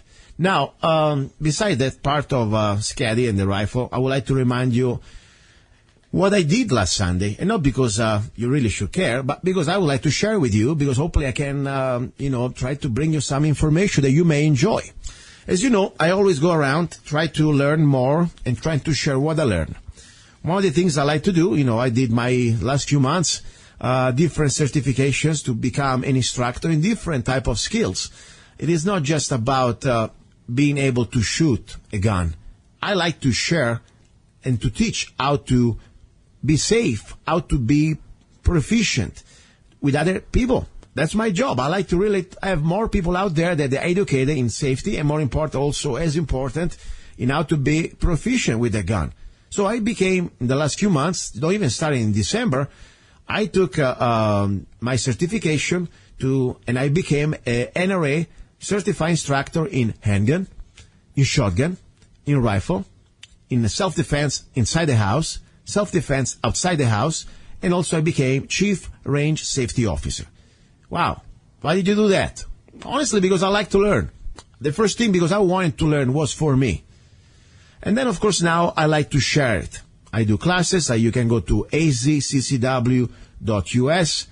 You can join one of my gun safety classes that I offer for free, or you can join one of my CCW classes. Bottom line, regardless, last Sunday I did probably my last, for now, class that I wanted to attend, and I became an instructor also, that it is about, the qualification is Refuse to be a Victim program by the NRA, National Rifle Association. So now what I'd like to do, this is not a class that teach you how to shoot or how to use a gun. No, honestly, you don't even need a gun. This is about a class that try to give you awareness how to defend yourself, more important, how to prepare yourself, how to avoid yourself to be in a situation of become a victim. That's why the name is called Refuse to be a Victim. So this is for everybody. You don't need to be an arranged member. You don't need to be a gun owner. You can be anybody. Honestly, even if you don't like guns, this is a great program. Unless you're a sadomasochist, I mean, you like to be a victim, you like pain, maybe that's not for you. But if you like to be a free human being without being, mugged or killed or murdered or raped, this is a good class. So I would like to, go through briefly. Of course, this is not a seminar, but, it's a radio show. And I like to try to share what I learn every time I can. So I would like to share a little bit of this information I learned. Little bit, okay? Maybe it can give you some help. Maybe it can help you out. I believe that we do everything we can here to defeat evil. And even sometimes a little bit of knowledge, I hope, can help. So, for example, number one, let's start with the psychology of criminal predators. As I said many times, there are two different types of predators. We have the opportunity predators, what you call coyotes, and then we have the dedicated criminals, the one that they don't care if you are aware or not. I also call them wolves. They will pursue you. They will hunt you down. No matter what, as I said, awareness is fundamental, because without awareness, you cannot see it coming. So it is very important that we understand that, and more important, that we understand that there is evil out there. Sometimes I really see people that they still live in their reality, that's completely surreal world.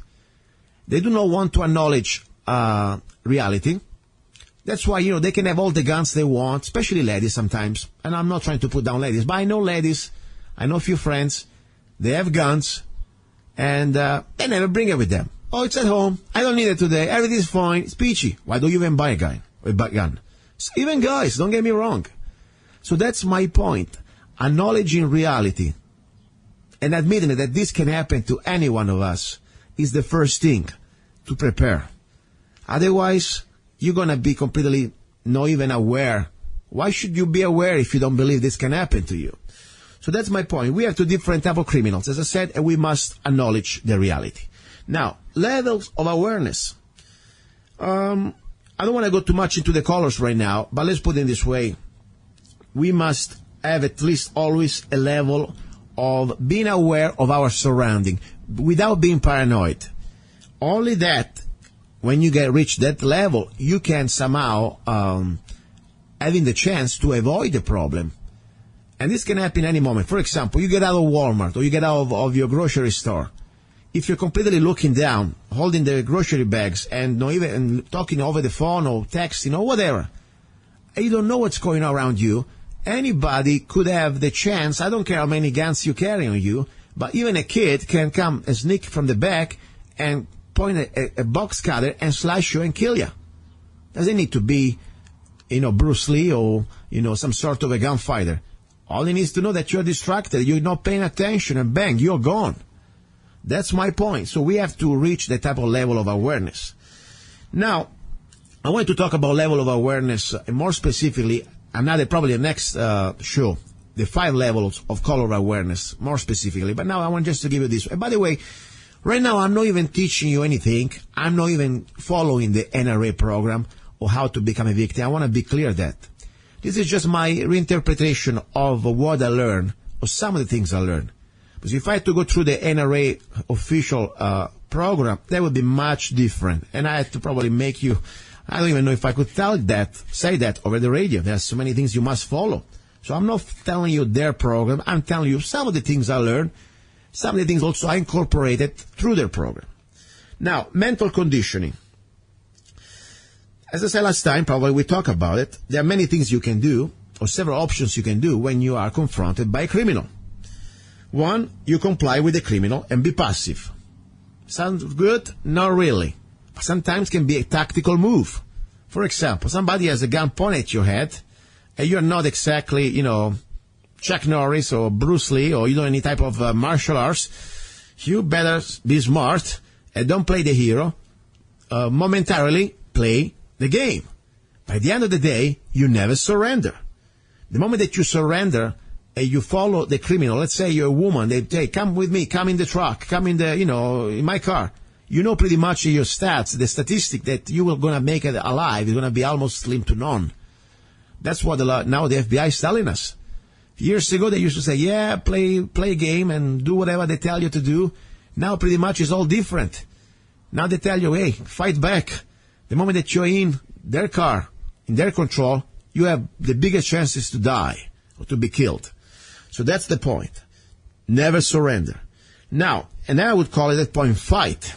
That's the number one thing. But as I said, be smart. Another thing that probably people sometimes underestimate is called fleeing. Running away. Get out of, dodge. Nothing wrong with that. People say, but why should I run? I got a gun. Guess so what? As I said many times, avoid the confrontation every time you can. There are no heroes at the end.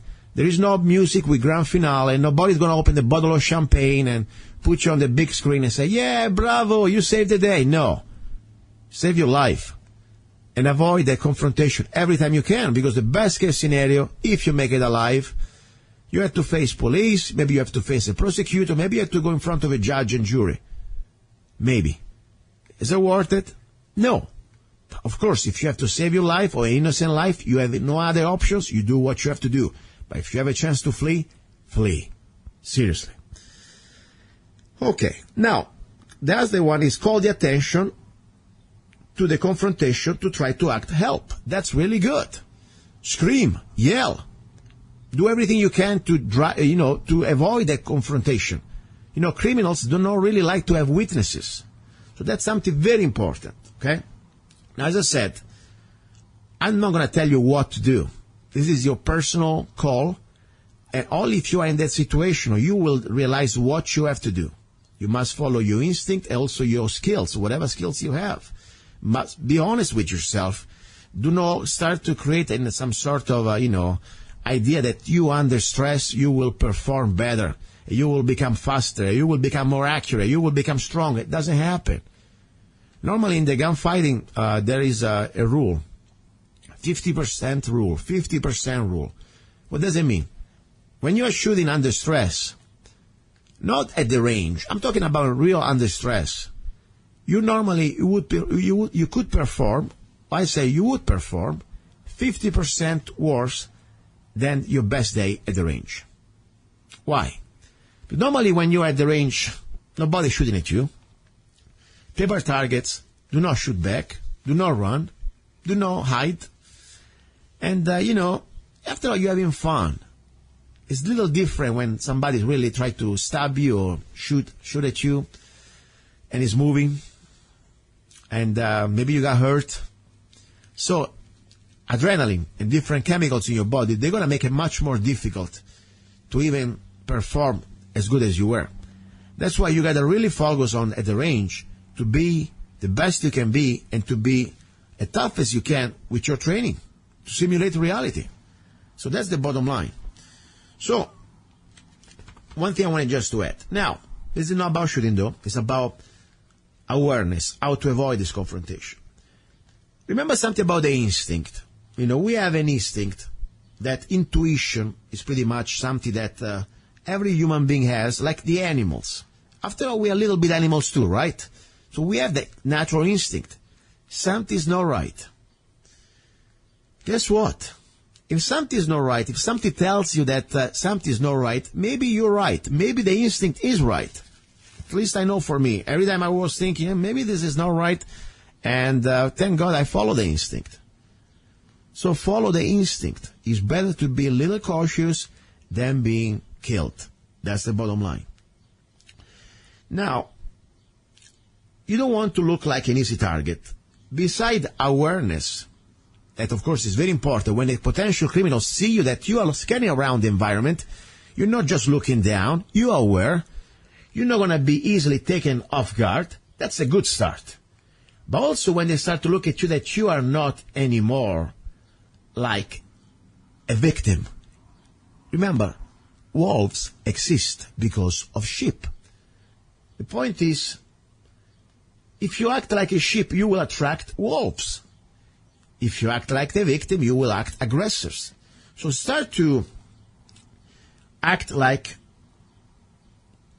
I don't want to say a predator, but let's say you do not act like a sheep. I like somebody that he knows what's going on, and you're not afraid to back down or to fight back. Now, am I saying that you need to start to look at people in the eyes and, no, you don't have to do that. You don't want to be confrontational. At the same time, you want to be confident. Even just walking straight, with the right posture, looking straight, scanning people, looking at people briefly into the eyes. Briefly means that you don't want to stay there, stare at them because they say, hey, are you looking at, you got wrong something with me? No. Give it a smile, but be straight. That's the bottom line. That posture can really help you out most of the situation, at least some of the situation.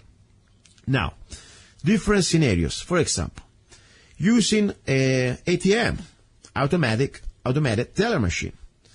That's a very good place for a criminal to find their prey.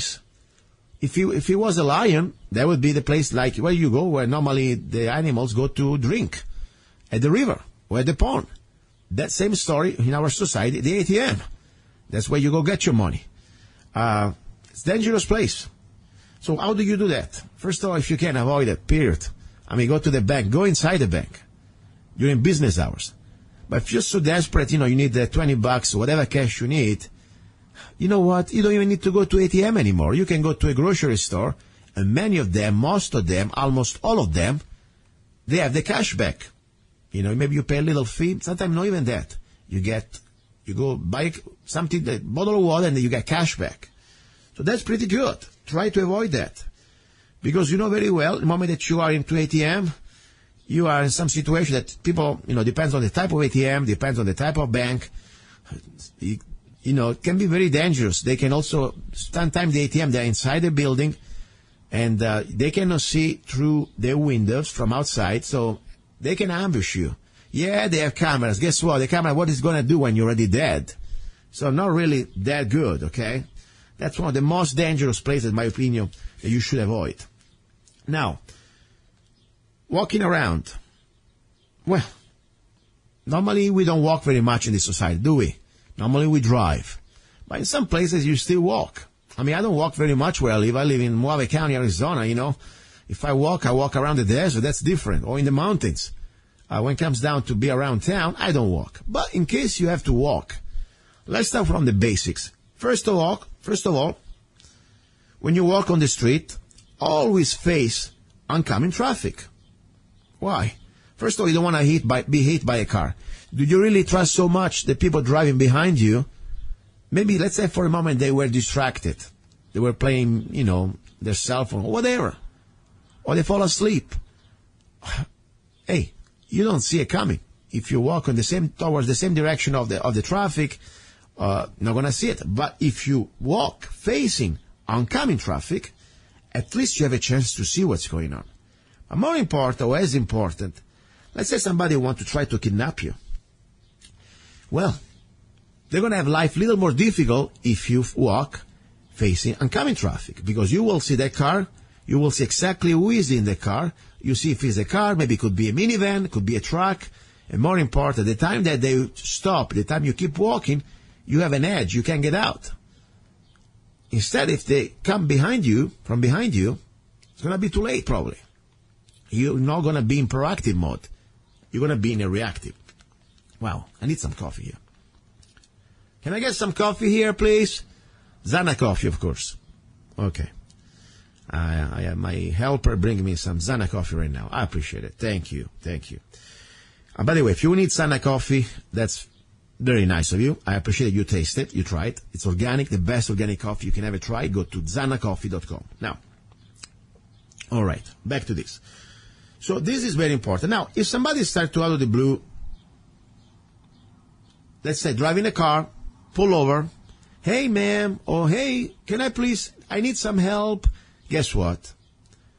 Unless you really feel confident that you have friends around you or things like that, don't start to entertain anything, any interaction, especially if you're a lady and not armed. It can be very dangerous, because this is the time that really things can get quickly wrong. And by the way, watch your back. Sometimes they distract you with somebody in front of you. Excuse me, can I ask you a question? I'm lost here. And meanwhile, you have two people maybe sneaking in the back and jump on you. So be careful. I would say, I know sometimes people may say, I don't want to sound rude. Guess what? I prefer to be sounding rude than maybe being killed or being mugged. Okay? So I'm sorry. I said politely, no, I'm sorry. I cannot help you, sir. I gotta keep going. And then if they continue, well, we have a problem here. Or they are a jerk, or he's a jerk, or she's a jerk, or maybe he has a more sinister plans. No matter what, you gotta get out of that situation. Okay? So, remember something. When you walk, also, walk in a way that you are confident. Your head up. Alert of your surroundings. Be comfortable and keep safe distances between yourself and other people. It doesn't need just to be on the car. It can be another person trying to walk. If you have a street, let's say a small street, and somebody's walking and is getting too close to me, I rather to cross the street than walking on the sidewalk with somebody that I don't like. Yes, I'm the one, I don't care. I rather to cross the street than walking on the same sidewalk with somebody I don't like. I'd say 50 years from here, I can see somebody looks like, I don't know, suspicious. My instinct tells me, watch it. Why should I walk so close to him that we can almost touch each other? He may have a knife or a butt cutter, doesn't matter. Maybe he's on drug. Why should I get that close? If I'm forced to walk on the same sidewalk, I'm not going to. So my goal is walk. When you see something's not right, keep the distance. That's the bottom line. Now, remember something also. In streets, behind buildings, there are corners, curves. It's pretty much common sense. If you walk around a building or behind, around the wall and a corner, why do you have to walk so close to the wall? Get your corners as far away as possible, because somebody may be waiting for you behind the corner. That's basic. Okay? You don't need to go to a class to learn that. It should be already in your mind. But sometimes, I understand. We're being domesticated a little bit too long, and this stuff maybe seems normal for many people, but for some people, I say, wow, oh, great. Yes, great. Time to think. Do not take the corners too close. Keep the distance. especially when you're on the public streets, especially when you are in corners of alleys that can be a little bit of, dangerous. Try to stay away from corners. Now, very important, when you, let's say, friends, relatives drive you to your home, your place of work, anywhere, try to take some other, additional steps to ensure your safety. Whatever your destination, always ask them to wait until you have walked up to the door and you are inside the building. For example, let's say I had to bring tonight home a lady, okay? I don't just drive her in front of the door and I say, okay, bye-bye, and you leave. No. What you should do as a man or a friend doesn't need to be romantic. Even if you're a friend, that's enough. Anybody, even if I don't know somebody, just because I'm driving you, if you ask me for help, that's what I would do. You be sure that the person arrives to the door, and then at that point, I would also, if I'm not allowed to go into the house, I understand, maybe there'll be some privacy issue or whatever, I would tell her, please call me on my cell phone to be sure everything is okay. I give you 3 minutes. Or do I say no with the lights from inside? So at least before I leave, you know everything is okay inside. Very important. Otherwise, if you have a little bit more intimacy or confidence with this person, walk her inside. Walk her inside. Be sure everything is okay. This is something I really never don't underestimate it. Because things can be really, really freaky when somebody has a bad intention and wants to create, unfortunately, the scenario of a crime.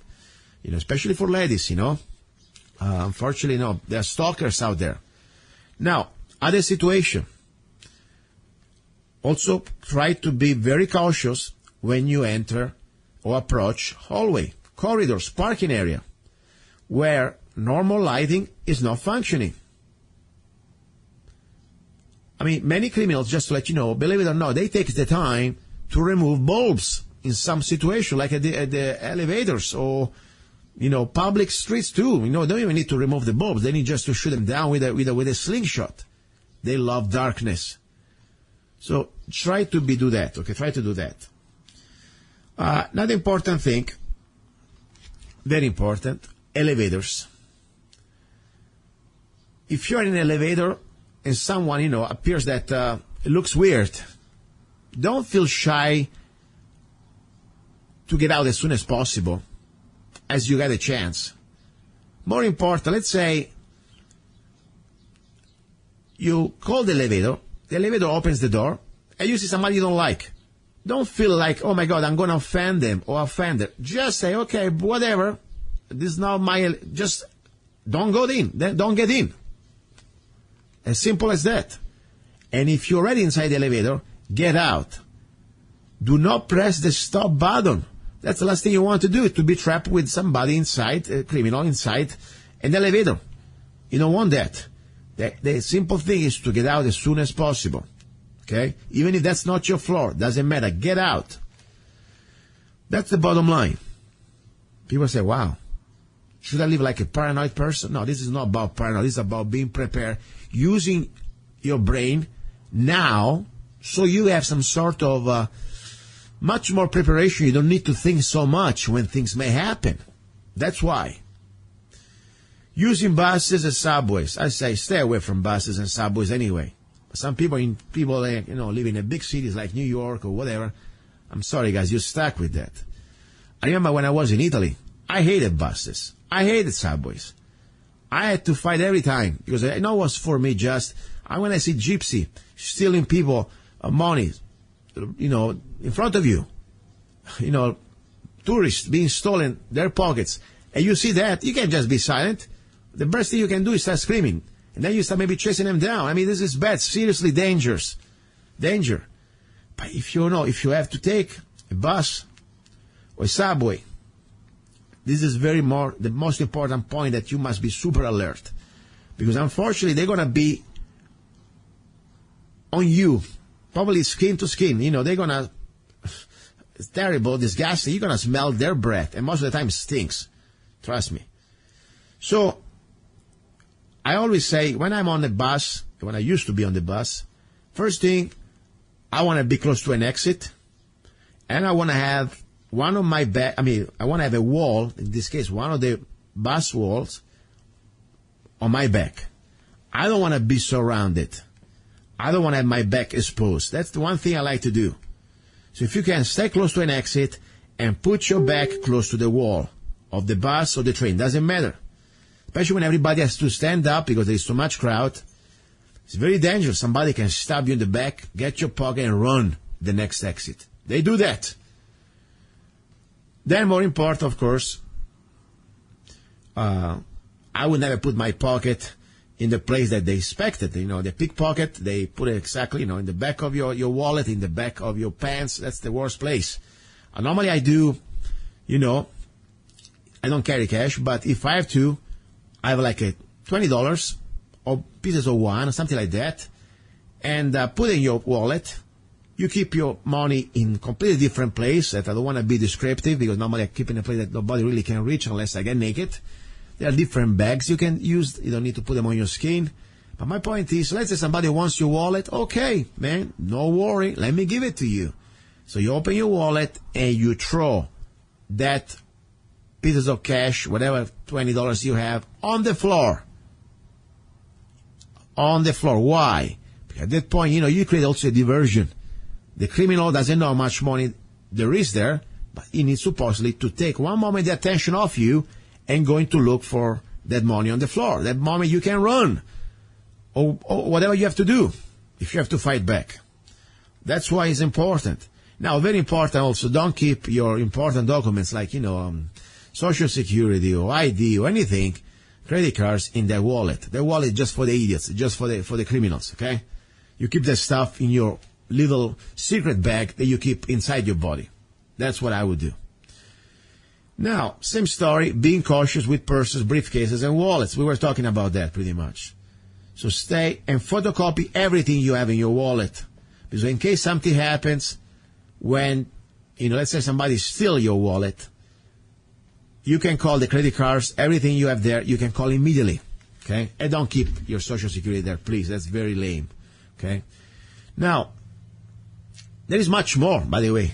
This is just the beginning. And I hope you enjoy, because I said this is not the hour about just learning how to shoot or the newest gun. My goal is to try to get awareness, knowledge, thinking.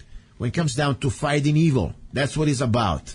We want to fight evil. As good, law-abiding people, we believe that this is the battle between good and evil. And, guns is a tool. Can help you out to defeat evil. Now, other issues of public safety. Like, for example, in the laundry rooms. That's not a very dangerous place. Yes, there are some people out there, but guess what?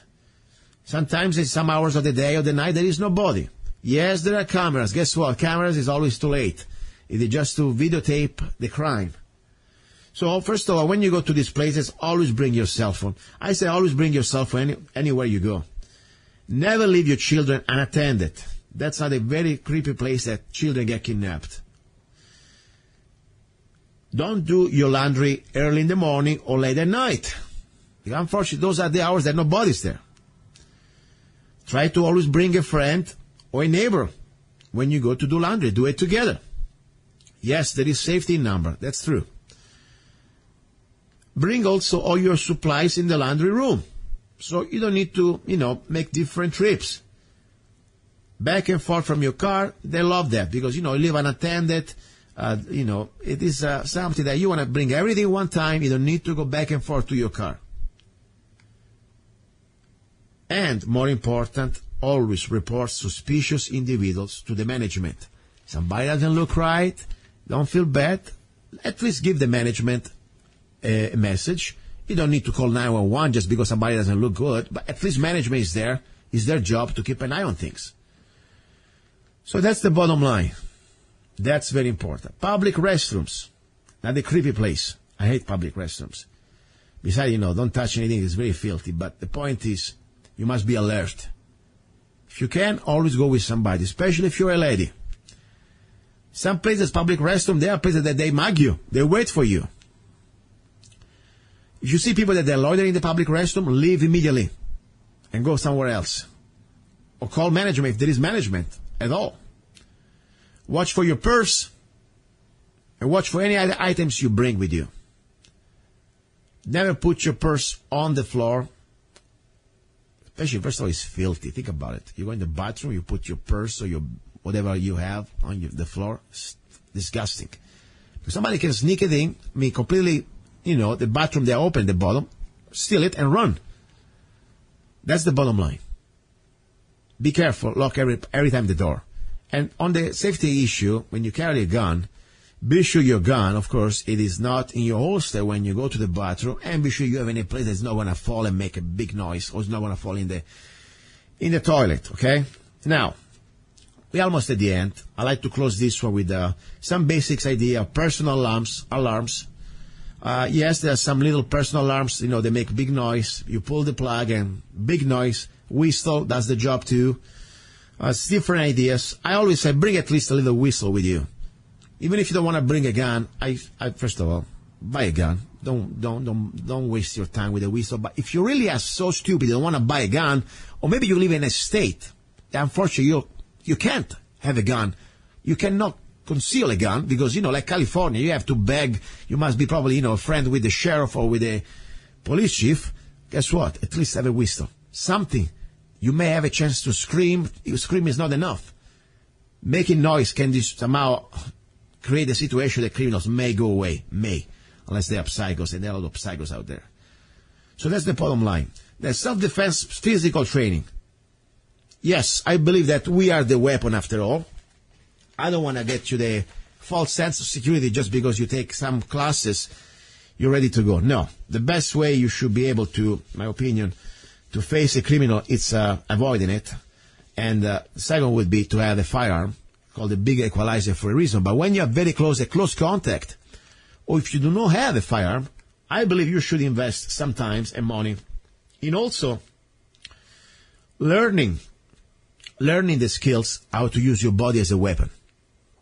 But if you have to choose a martial art, don't choose a martial art. Because this is not about art. It's about combat systems. And I'm not I'm not endorsing any type of system, whatever works for you. But do something that is practical, something that is realistic. We're not here to be doing, kung fu or karate or things that takes probably years before even you can be able enough to be proficient to defend yourself. No, we're talking about here, when you fall on the ground, you're not going to be on the katana or whatever, on the soft ring. You're going to be on the asphalt. So the idea is, there are different programs. My favorite program that I like is called Krav Maga. That is easy to understand, easy to learn, it's very instinctive, and in 3-4 months it can give you a good foundation to start to use your body as a weapon. That's what I would suggest you. So for today, this is a little bit of a part of my own, let's say, version program, how to avoid, to refuse to be a victim. Most important, how to try to avoid to get in trouble and defend yourself. So next Sunday, we have more information. I will continue with this program. I may have also some guests, probably. Now, ready for our number 3. It is about love. A very disgusting topic. Not disgusting because the topic is disgusting, but the people that they are behind this agenda, they are disgusting. I'm talking about children being abused, being kidnapped legally by the state. That's very disgusting, very sad. And we want to try to expose it, try to find solutions. I have a great guest. Don't go away. Meanwhile, please, I would like to remind you, if you want to support the show, I need your support. The topics that I talk, I'm trying to bring you information. Normally, you don't find the other commercial station. So we need your help. First of all, support the station. KTOX is doing a great job allowing this type of information getting out. It's almost a social service. I really believe it. And then, of course, if you want to support myself, very simple. You can go to www.zanna.us, download any of my songs, zannacoffee.com, buy any of my coffee, and, of course, join for my next CCW classes. I have always special, azccw.us, www.azccw.us, and, of course, they don't trade on us. Then now you can find a new website at www.ar15shop.com. ar15shop.us, ar15shop.us. That's something I really would like to enjoy with you and be ready, because we have, of course, coming also new rifles, new uppers, new lowers, everything the best I can create for the best prices. All right now, let's go for hour number 3. Do not go away. After this little break, maybe some news. I don't know what the station is going to play, and I'll talk to you in a few minutes. You are listening to Love, Guns, and Freedom with luca-zanna. It is time. Get your Arizona Concealed Carry Permit now with Arizona Concealed Carry Permit by Zanna Enterprises LLC. Become a more responsible and educated gun owner. Carry legally concealed in 35 states. Carry permitted in restaurants where alcohol is served. Learn where and how you can legally carry a firearm in Arizona. Learn where you can use deadly force. Where can you display your gun or not for self-defense? Learn how to deal with law enforcement while carrying a firearm. Learn how to be aware of your surroundings and how to avoid a confrontation. Buy your gun without waiting for a background check. Get your Arizona Concealed Carry Permit now. Go to www.azccw.us. Go to www.azccw.us. Free for single mothers and people with disabilities. You're listening to Love, Guns, and Freedom with luca-zanna on United States.fm network. Have you ever met someone on an online dating site and thought, wow, this guy is perfect for me, or she is simply amazing, only to find out they were hiding a deep, dark secret? They plan to vote for Hillary. FreedomLovers.us was created for singles who want to exchange ideas and who love for freedom. People who are looking for solutions to create and defend freedom in the real world, and at the same time getting that once-in-a-lifetime chance to find their true soulmate. Whether you are interested in meeting your soulmate, making new friends, networking, or hanging out with that like-minded liberty lover, visit FreedomLovers.us. It's the first free dating site and community. So patriots, don't waste your time with other dating sites. FreedomLovers.us is the place where like-minded singles really live. Here we go, guys and girls. Ready for hour number 3. You're listening to Love, Guns, and Freedom with luca-zanna. This is the hour about love.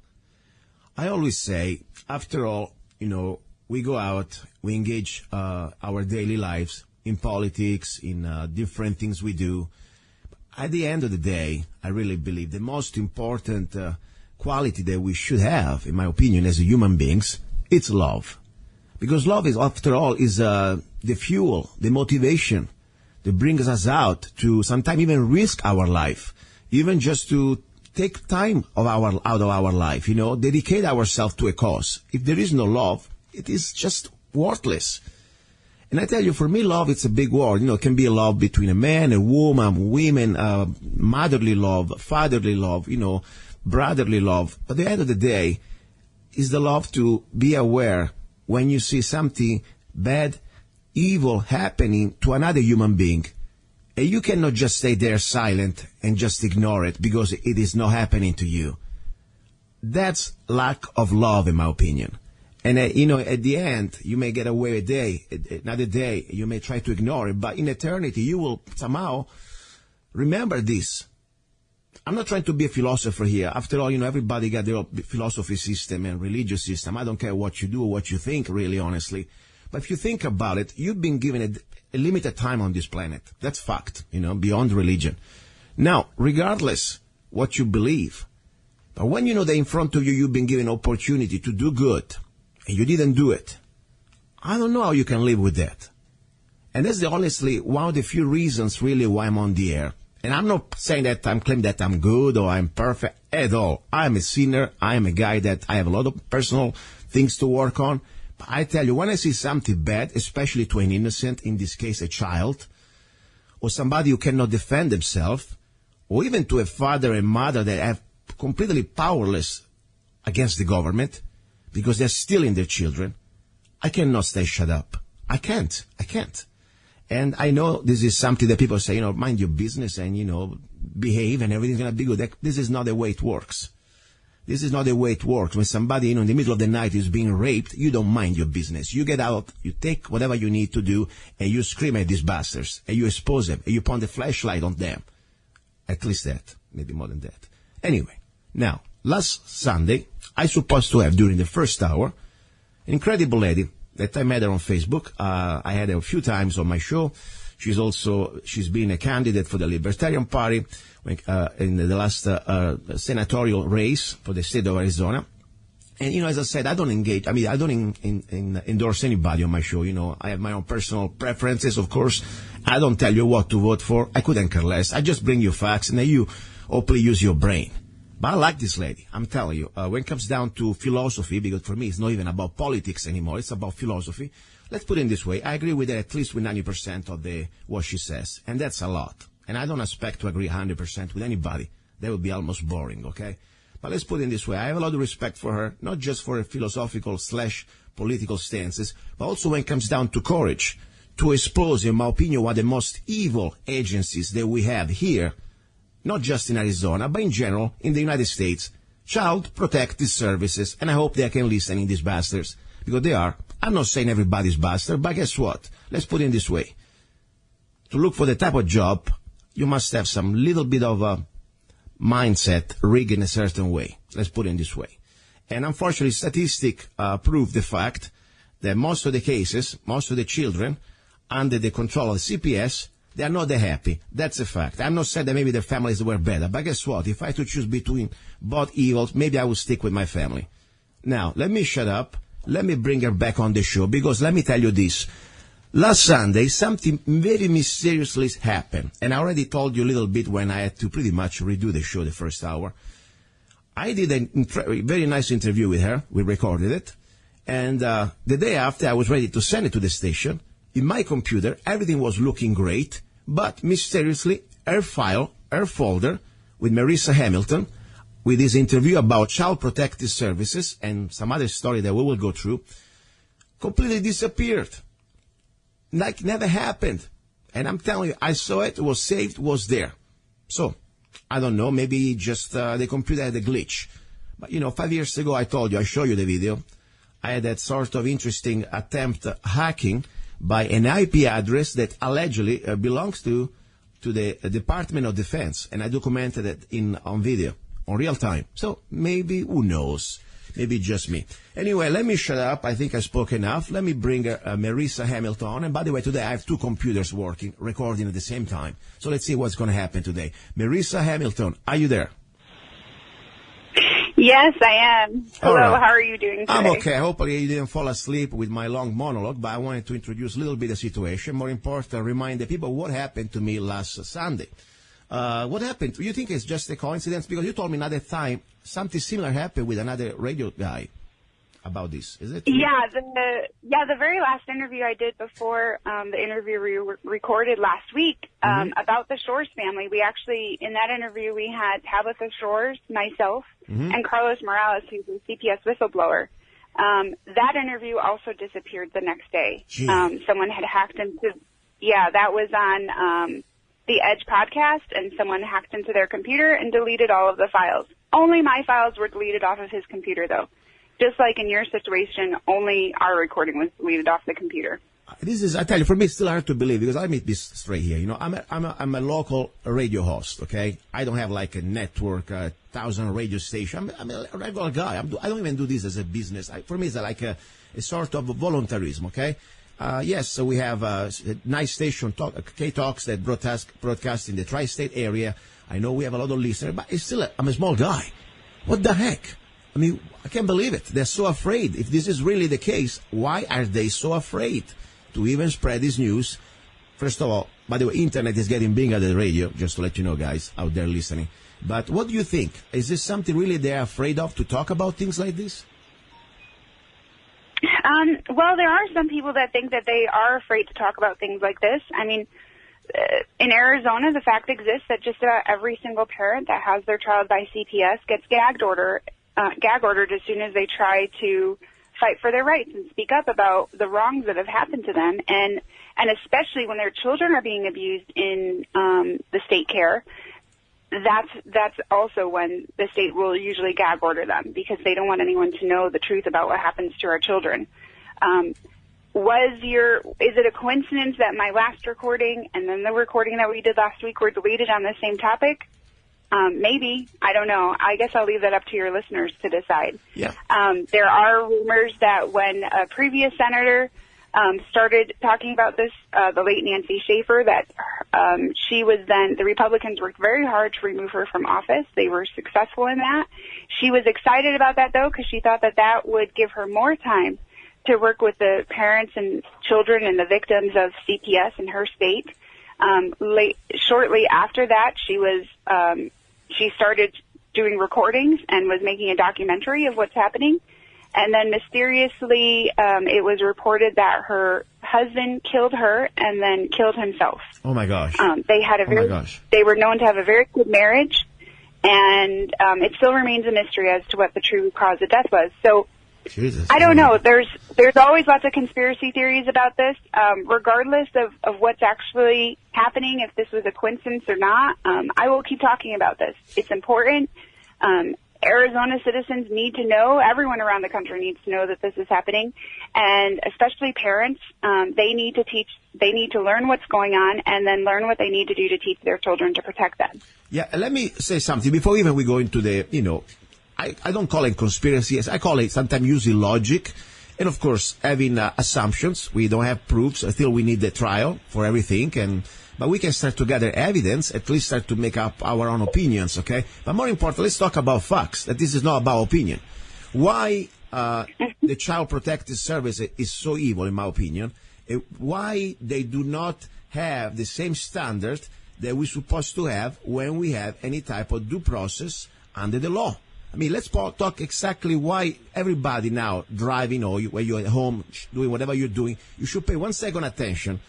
Even if you don't have a child, maybe your dog, maybe somebody else has a child. And the point is why we should understand what type of unchecked, unlimited, almost unlimited power this agency can have over your children to steal them legally, kidnap them from you. Let's exactly give him some evidence, give him some facts. This is according to their regulations. Go ahead, please. So all in Arizona it's called DCS. Around the country it's typically called CPS, Child Protective Services. In Arizona it's Department of Child Safety. It operates under a completely separate law. The Bill of Rights are essentially thrown out when it comes to any type of CPS or DCS case. And it operates in family courts. They're also nicknamed kiddie courts. One of the biggest things is that you don't get due process in the DCS courts.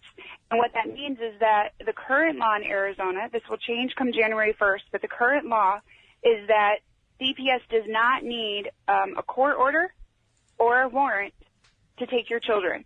They also don't necessarily need to have documented cause. It is up to the whim and will of the DCS worker to take your child completely. There's no checks and balances when it comes to that. They are able to take your children over hearsay.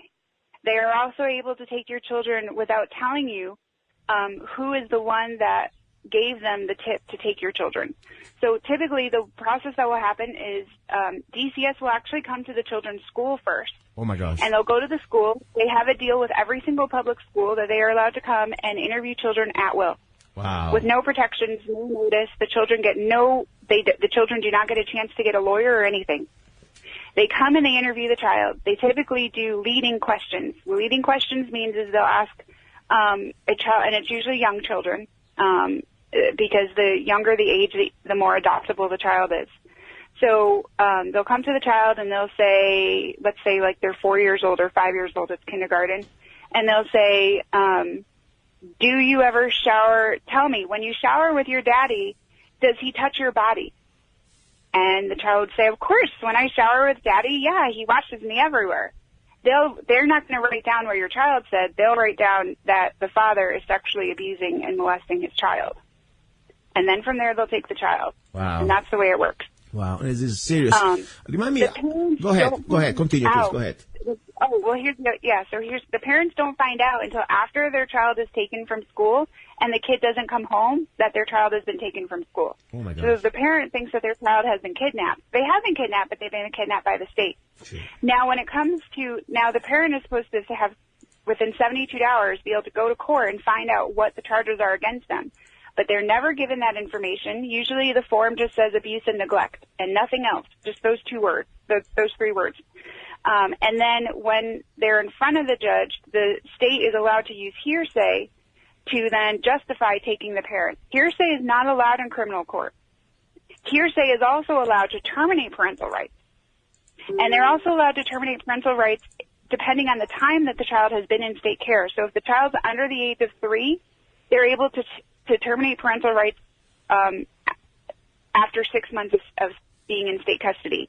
If they're over the age of 3, it's only 15 months. Now, the case plan that they give a parent to work, minimum takes 1 year. So if your child is taken and they're under the age of 3, you will not be able to finish your case plan before your child is eligible to be adopted out. So yes, the entire process, you have no rights. You don't get to know who your accuser is. You don't get to have court orders or warrants. You don't get to,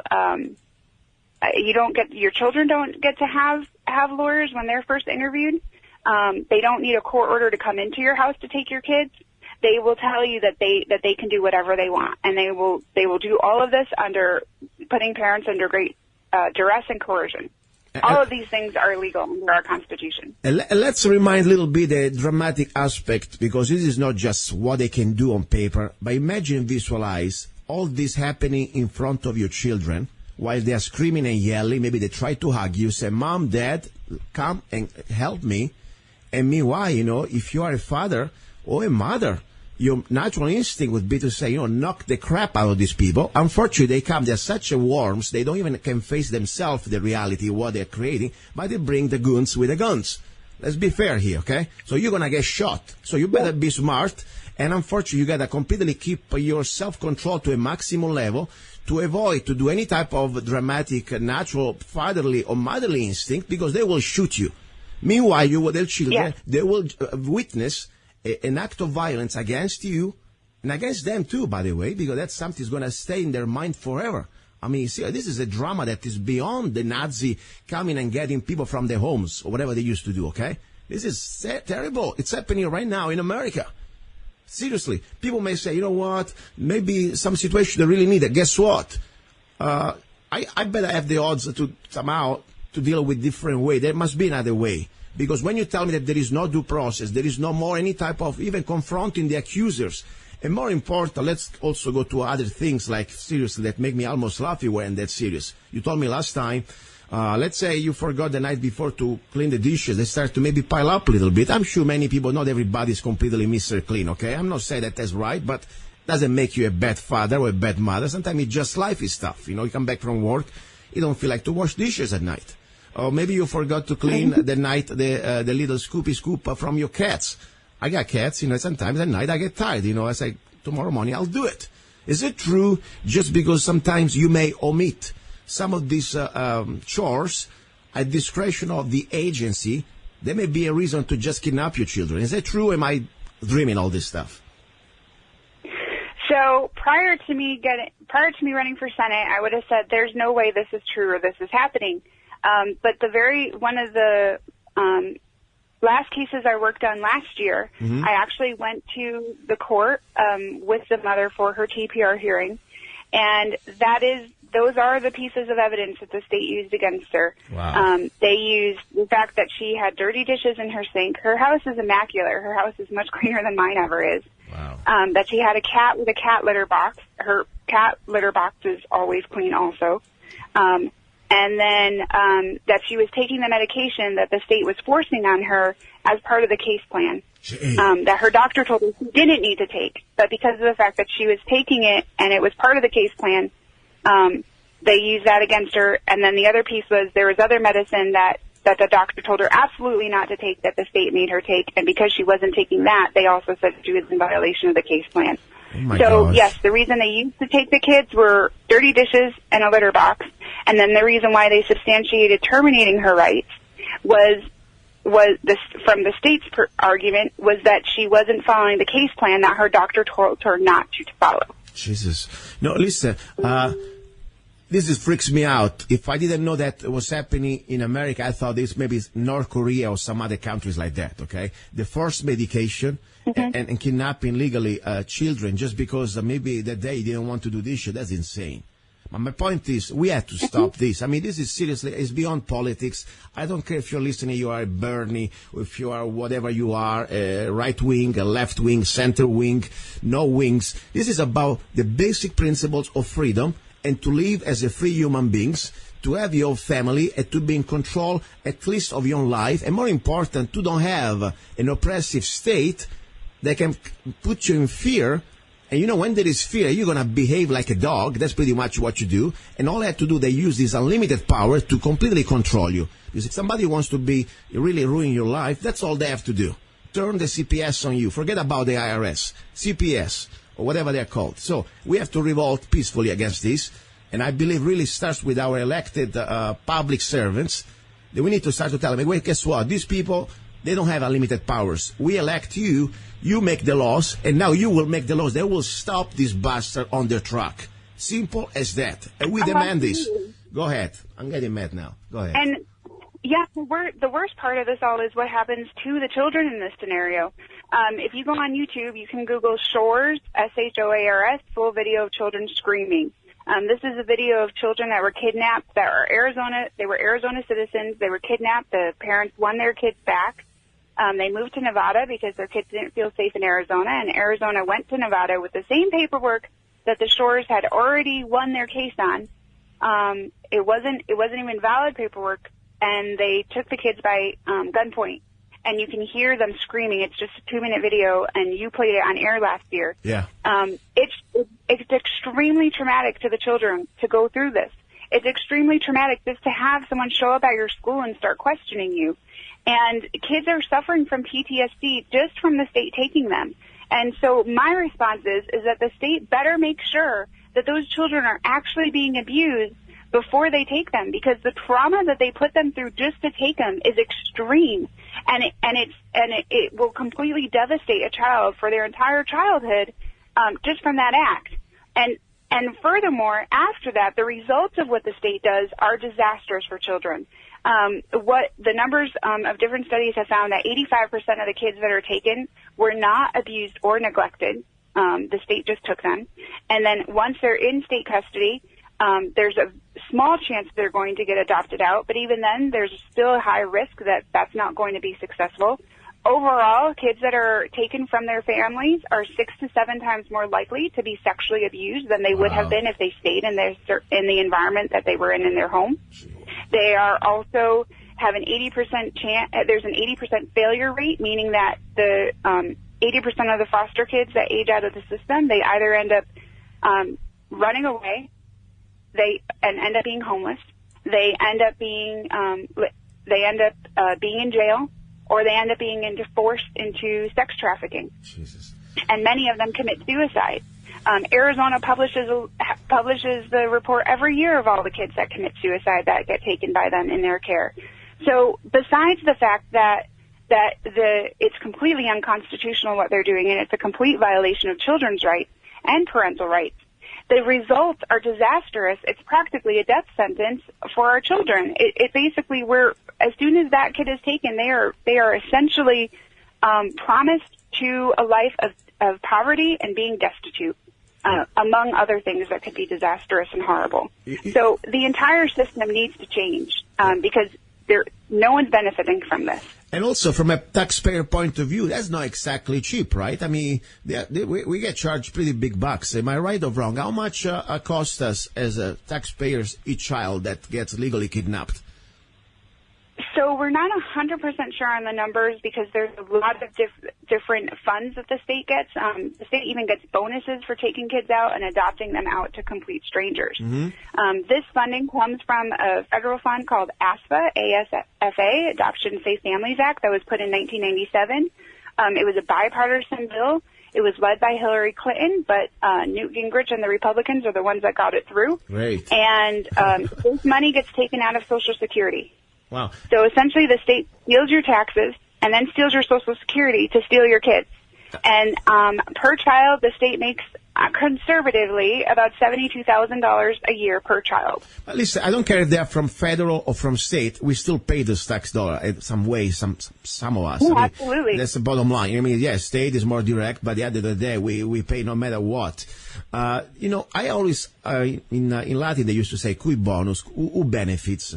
Why there the motivation to create such a market, in my opinion, to have these legally kidnapped children? I mean, also another thing I realize, not every child is the same. Seems like the profile, for what I'm seeing, there are some characteristics, let's say physical characteristics, that they seem like more applicable to the wolves out there to go out hunting for children. Am I right or wrong? Is there like a pattern? And more important, cui bonus, who benefits? Why? What do you? It could be a conspiracy, of course. I don't say we have all the answer, but it's your opinion. Why you think they are so zealous to go out there and to destroy children's life and families' life? This agency, the CPS. So a big part of it is just state control. This nation, but especially Arizona, has become extremely authoritarian. So it's a big part of that. But there's also the financial incentives, because that money is taken out of Social Security and it goes into our general fund. The state can use it for whatever they want. They don't have to use it to invest into the betterment of children. And another area is the services. So everyone that's involved in these cases, let's say, so Arizona takes about between 13 and 20,000 children a year. That's a lot of services. That's a lot of jobs that are being created, so to speak. It's a horrible term, but there's a lot of jobs that are created from that.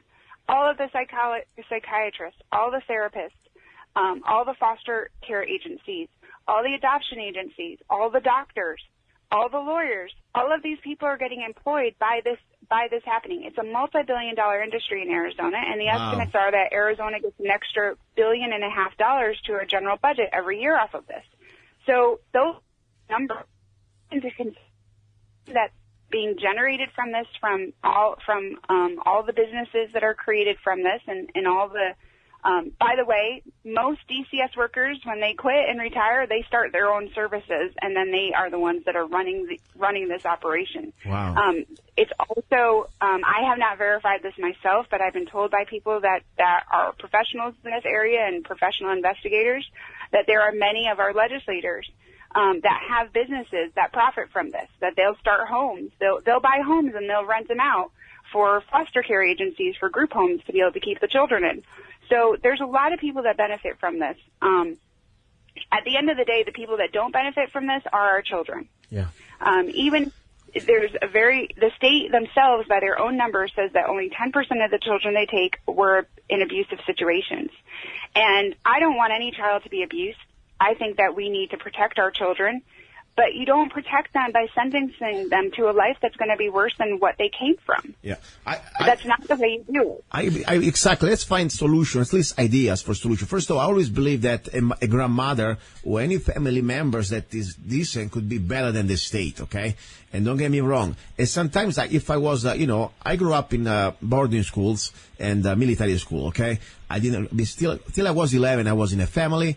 And I lived with my mom, and then I chose, by choice, to go out and really be in the state's hand. Believe it or not, that was my choice. Can you believe that? But at the end of the day, You've come a long way, Zanna. Yeah, I mean, I grew up in the hands of the state. In Italy, but I chose, and I was able to survive, and more important, I was able to use my brain even when I didn't have any education on the matters. They tried to brainwash me, they tried to break me down, and I'm still here. And that's probably who I am. If you don't break me, I get stronger. But I realize that many people, unfortunately, you go through the state, they will try to, beside the safe aspect, I mean, thank God nobody tried to rape me and everybody was fine on that area. But, I understand what it means living under the state. Because I grew up in a state agency. I was in these boarding schools and I was there 24/7. 365 days a year almost, okay? Excuse me, most of the year, beside the 1 month or two during the summertime. So my point is, it is not just bad, could be for the potential damaging factors, but also, I think also the way you shape the personality of a person only God knows what type of beliefs and values they're going to give you. I mean, that's pretty scary, that part too. There was one other question that you asked me as far as, is there some type of a pattern of the children they take? Well, the interesting thing is that according to the childwelfare.gov website, in order for the parental rights to be terminated, the state needs to make a case that the children are highly adoptable, that there's an adoptability factor. Mm-hmm. And in every single hearing that I've been present in, and also all the paperwork that I've seen, every single document says these children are highly adoptable, and that's the reason why the rights need to be terminated.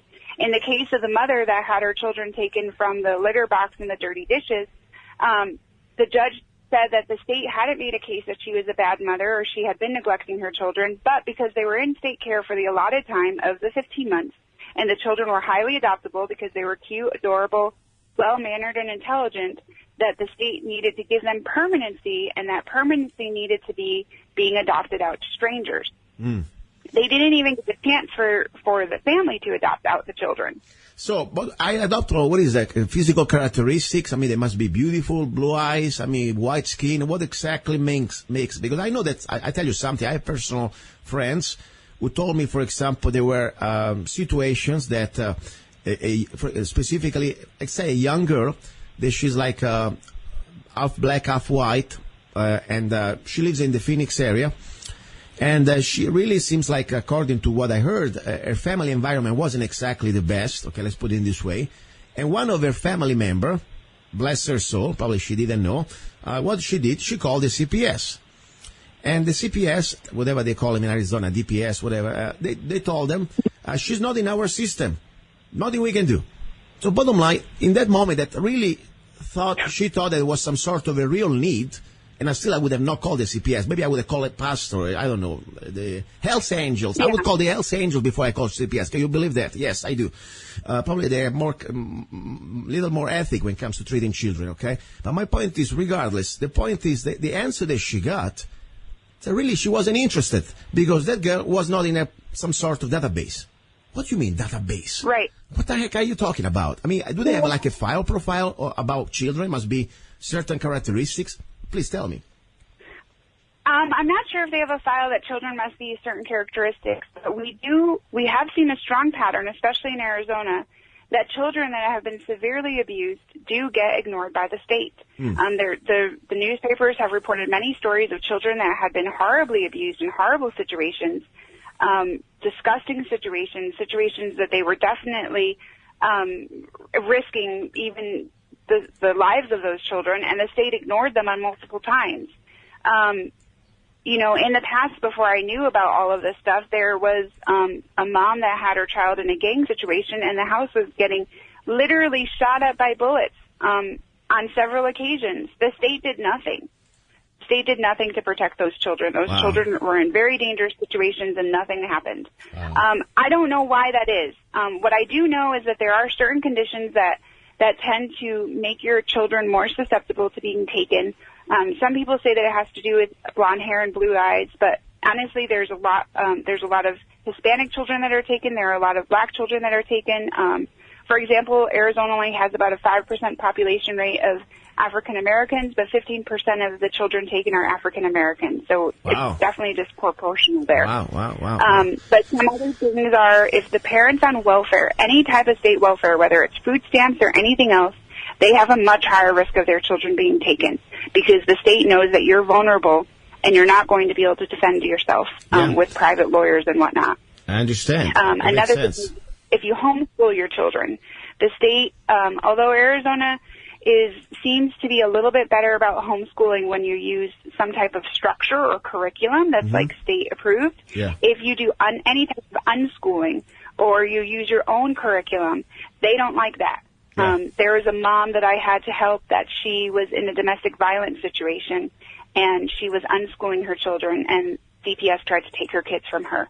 Wow. Also, if you're in domestic violence of any kind, there's a law that says that if you've ever had any type of past history, even as a child, of drug use of any kind, including marijuana, or have had any type of abuse or neglect in your past, then you are subject to have your kids taken. That's purely means if you were ever abused in your lifetime that you are now neglecting your children. Wow. Because they say that, well, if you were abused in the past, you could be abused in the future. So don't worry. The state will abuse you. The state will going to do that. I mean, this is really, think about it. Everybody could be under this criteria. I mean, seriously. I mean, who is perfect out there?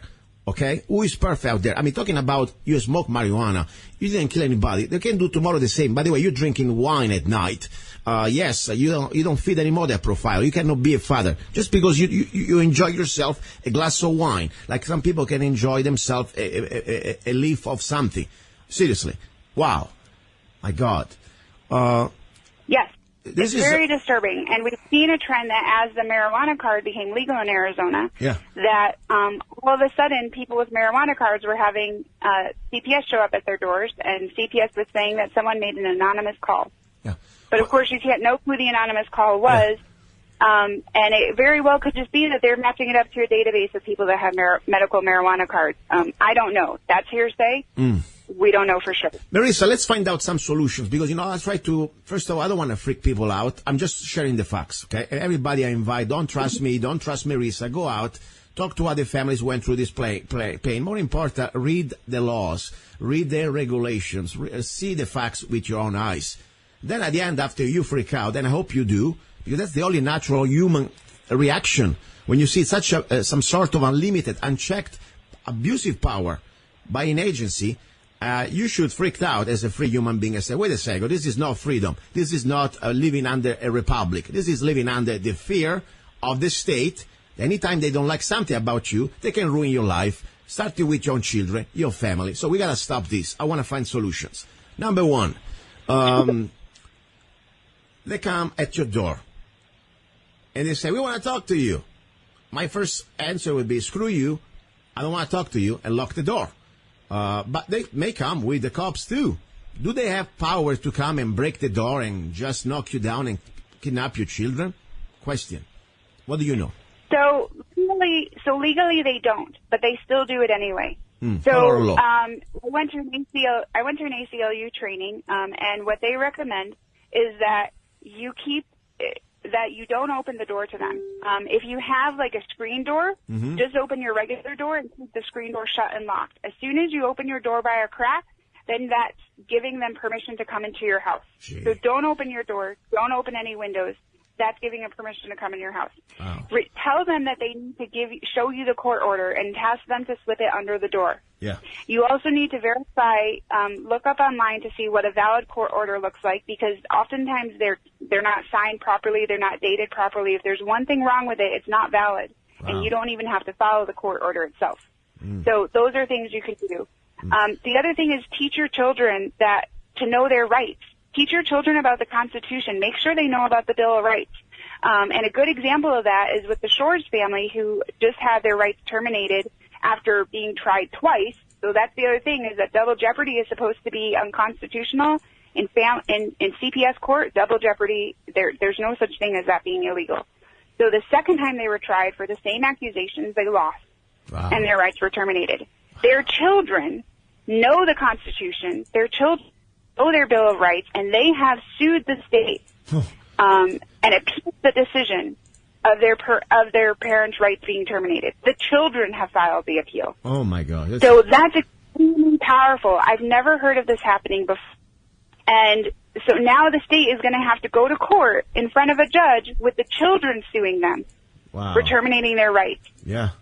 It's and amazing. That's amazing. These children are so courageous, and I'm so proud of them. And that's one thing that parents need to teach their kids, is that they have rights. Yes. They should not be speaking to CPS agents. They shouldn't be answering any questions. They should demand a lawyer. Yes. And then if it goes down the road of their rights being terminated, then they need to, one, when they go to court, they need to demand that they speak to the judge themselves. And then two, they need to know that they have the right to an attorney and can appeal any decision that the judge makes. Wow. They should fight for their own rights to live with who they want to live with and be raised by who they want to be raised by. That's when, you have a child that already somehow is in the age of thinking and reasoning and talking, By the point when you have a toddler like 2 or 3 or 4, we have a trouble there because they have like the wolves really preying on this poor innocent. That's what really freaks me out. Absolutely. Now, this is important. I like to think, visualize and think solutions. First of all, I always believe that video cameras are our best friends because they're the truth, eye of the witness. They can say things that you never said. They can say, by the way, you pull a gun on me, or you told me I'm going to kill you. No, the video camera is for me. When you have evil, like a roach, think about the roaches. Sometimes you go at night, summertime, you turn the light on, and if you didn't spray enough before the season, guess what? Roaches start to come out. But when they see the light, roaches hide. That's what they are, these people, roaches. You are a roach, and you point the spotlight. I believe under video cameras, they start to behave a little better sometimes. Or at least sometimes, they don't want to have their photo and their face plastered all over the world. Am I right or wrong? Should we use video cameras when they knock at the door?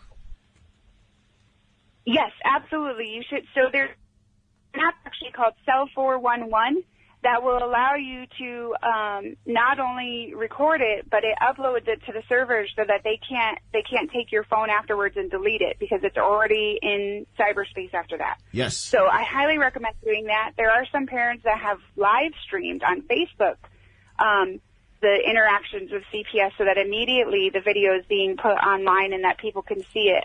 That's what happened with the family in Alabama that I was advocating for. They live streamed the CPS coming in and stealing that baby. It was a newborn baby. The mom was still in the hospital. They stole the baby while she was breastfeeding. And they live streamed that. Within 24 hours, there were 1 million hits on that story. And I firmly believe that mother would not have been reunited with her baby state care if it was not for how viral that went and how fast there was a public outcry. Yeah. Because that's the reason why they gag order the parents right away is because they don't want anyone to know what they do. So the faster you can get media attention on it. Now, I will warn you, getting media attention, the state's going to try to get retaliation against you. So every parent needs to make a decision for themselves. Are they going to try to trust the state and believe that the state's going to give their kids back eventually? Yeah. Or do you just practice your First Amendment rights right away? And that's something everyone needs to make a decision for themselves on because they are at risk for retaliation from the state. But you should, at a minimum, record it and have it go to some server that they can't get at so that it's not just on your phone because they will try to delete it from your phone. I want to be sure out there that I don't have a problem with every human being working for CPS. I believe some of them, they're decent human beings, and some of them, they have a lot of courage, so much that they have to leave the agency. I mean, for example, Carlos Morales. I mean, tell me a little bit about him. This guy is a whistleblower. This guy, I believe, is risking his life. This guy is like a hero. Because, when you compromise a multi-billion industry and you try to expose the dark side, in my opinion, you are doing your duty as a human being, and you're also risking your life. Who is this guy, Carlos Morales? By the way, I would like to have him on the show. Can you hook me up with him? Yes, I will. So Carlos Morales was a CPS worker in Texas. In my opinion, all CPS workers, they go in there well-intentioned. But what he talks about is the fact that his entire training was pretty much propaganda to say that all parents are horrible and that the state is there to protect you. Yeah. And that was a violation of his principles. But in his very first case that he went in, it was a situation that a child was horribly being abused. They were running drugs, and to try to protect from the smell of the drugs, they literally had feces all over the walls, and they had children locked rooms with feces everywhere. It was absolutely disgusting, horrible abuse, criminal neglect. By all means, these children should have been taken from that. So there are situations that these people really are heroes saving kids, but more often they're not, and about 85% of the time they're not. And so what he found was that the state was incentivizing him to coerce parents, lie in the documents, lie in testimony, and really just do a lot of things that are unconstitutional and criminal to be able to take the children. And so eventually he couldn't take it anymore, and he quit. Wow. And he then provided a lot of evidence as to what was happening. He wrote a book about it, and as a Facebook page that he posts a lot of information, and you can look him up on YouTube. There's tons of videos, and he'll walk a parent through step by step as to what to do to protect your rights and protect your children. Very powerful speaker. He's done a lot of work, and he does it, in his opinion, as a penance to society for the horrible things that he did to parents while he was employed by CPS in Texas. Wow, that's amazing. As I said, I'm not here to completely put everything on the chopping block. No, I say here, we have a problem, and sometimes many people they're thinking they're doing the right thing till they don't wake up. And maybe it's our duty, our job to help them out to wake up. And more important, we got to try to wake up the parents. And even if you're not a parent, if you as I said, this is the hour about love, okay? This is not about politics. This is not even about anything. This is about if you believe in the basic principle that we are free human beings, that you should not live under fear. And more important, you should not witness act of evil. Because I said, when you showed me that time, that video that we played the audio on the show, all these children screaming, Dad, Mom, and crying. I mean, it didn't sound like children that were abused by their parents. Because I tell you, if I was abused by my parents, I said, please help me, get me out of here. They wanted to stay with Mom. They wanted to stay with Dad. And think about, put yourself now, not just in the heart and in the emotions of the child. That's pretty bad. I mean, that's going to be terrible. But on that father, if it was your child, they're kidnapping in some stranger. You have no idea where they're bringing him. You have no idea when you're going to see him anymore. Maybe after 18, after they drag him, because trust me, they can drag you. When you're a child and under the protection, the control of the state, they can start to say, by the way, you need this drug, Ritalin, you need that, you're depressed. They drag you up, and they make billions of dollars. Am I right or wrong? No, you're right. There's a much higher chance of children being on drugs, being put on ADHD medication and depression medication and whatnot afterwards. And the state has even created all of these new diseases that they say, all these new emotional diseases that they say children have after they've been taken. But again, it's because it's so traumatic. Of course children are going to show that they're angry after they've been stolen from their parents. Of course they're going to show that they're going to be restless and they're going to have trouble in school and all of these things. Something traumatic has happened to them. That's a normal reaction. That's a normal reaction to trauma. But children, the state though gets extra money when they put children on drugs. So there, in some cases, the amount of money the state gets doubles. Exactly. Because now the child is labeled as disabled. Exactly. This is serious. And as I said, I talk about different topics here, and they all come to the same basics. It's we are free human beings or not. And this is, for me, the foundation to live free, to live without fear. And we cannot just ignore because it's not happening to you or did not happen to you. You think you're good, maybe because you're friend with the sheriff, or maybe because you're a politician, maybe because you think you're perfect. Nobody really should think that. Because even if it's not happening to you, it's happening to somebody else. Maybe somebody who has not the meaning to defend themselves legally. As I said, you said before, they try to prey normally on people that they have not their resources.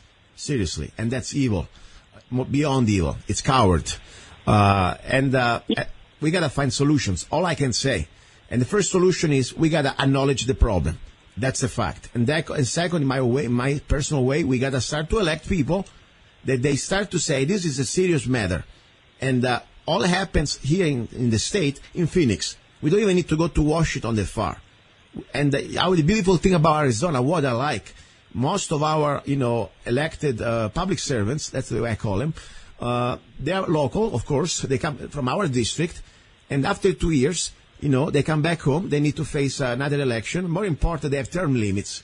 So they're going to be back in the herds, the rest of the slave population too. So they better start to behave, and we can have influence in a positive way, in a civil way, to try to communicate with them, educate them. I believe that education is always something we need to attempt. And in case they don't want to listen, we replace them. Simple as that. Now, I know last time we talked about it, you're running for positions of office, and I applaud you for that, because that's the first way we're going to fight the evil. We got to put our hands into the sewer. I believe that people say, I don't want to be part of politics. Guess what? You want it or not, politics will be part in your life. And that's how we stop it. We go there, we become part of the machine, and at that point, we fix the machine from within. That's my humble opinion. So you try to run, of course, at the last election for the Arizona seat for the U.S. Senate. And by the way, I can say this after the election. Normally, I don't advertise it before because I don't endorse people, but you got my vote there. I couldn't vote for any of those clowns at the time. So regardless you won or not, I was proud to vote for you. Now, you're going to run now for another position coming for the next coming election. Give us the heads up. Yes. So a couple of weeks ago, I filed committee paperwork to run for governor. It's very, and again, when you talked about not wanting to get into politics, I didn't want to get into politics myself either. I didn't want to run for office, but there comes a point in time where you have too many freedoms that are taken, and you need to stand up, and you need to protect your community and protect your state.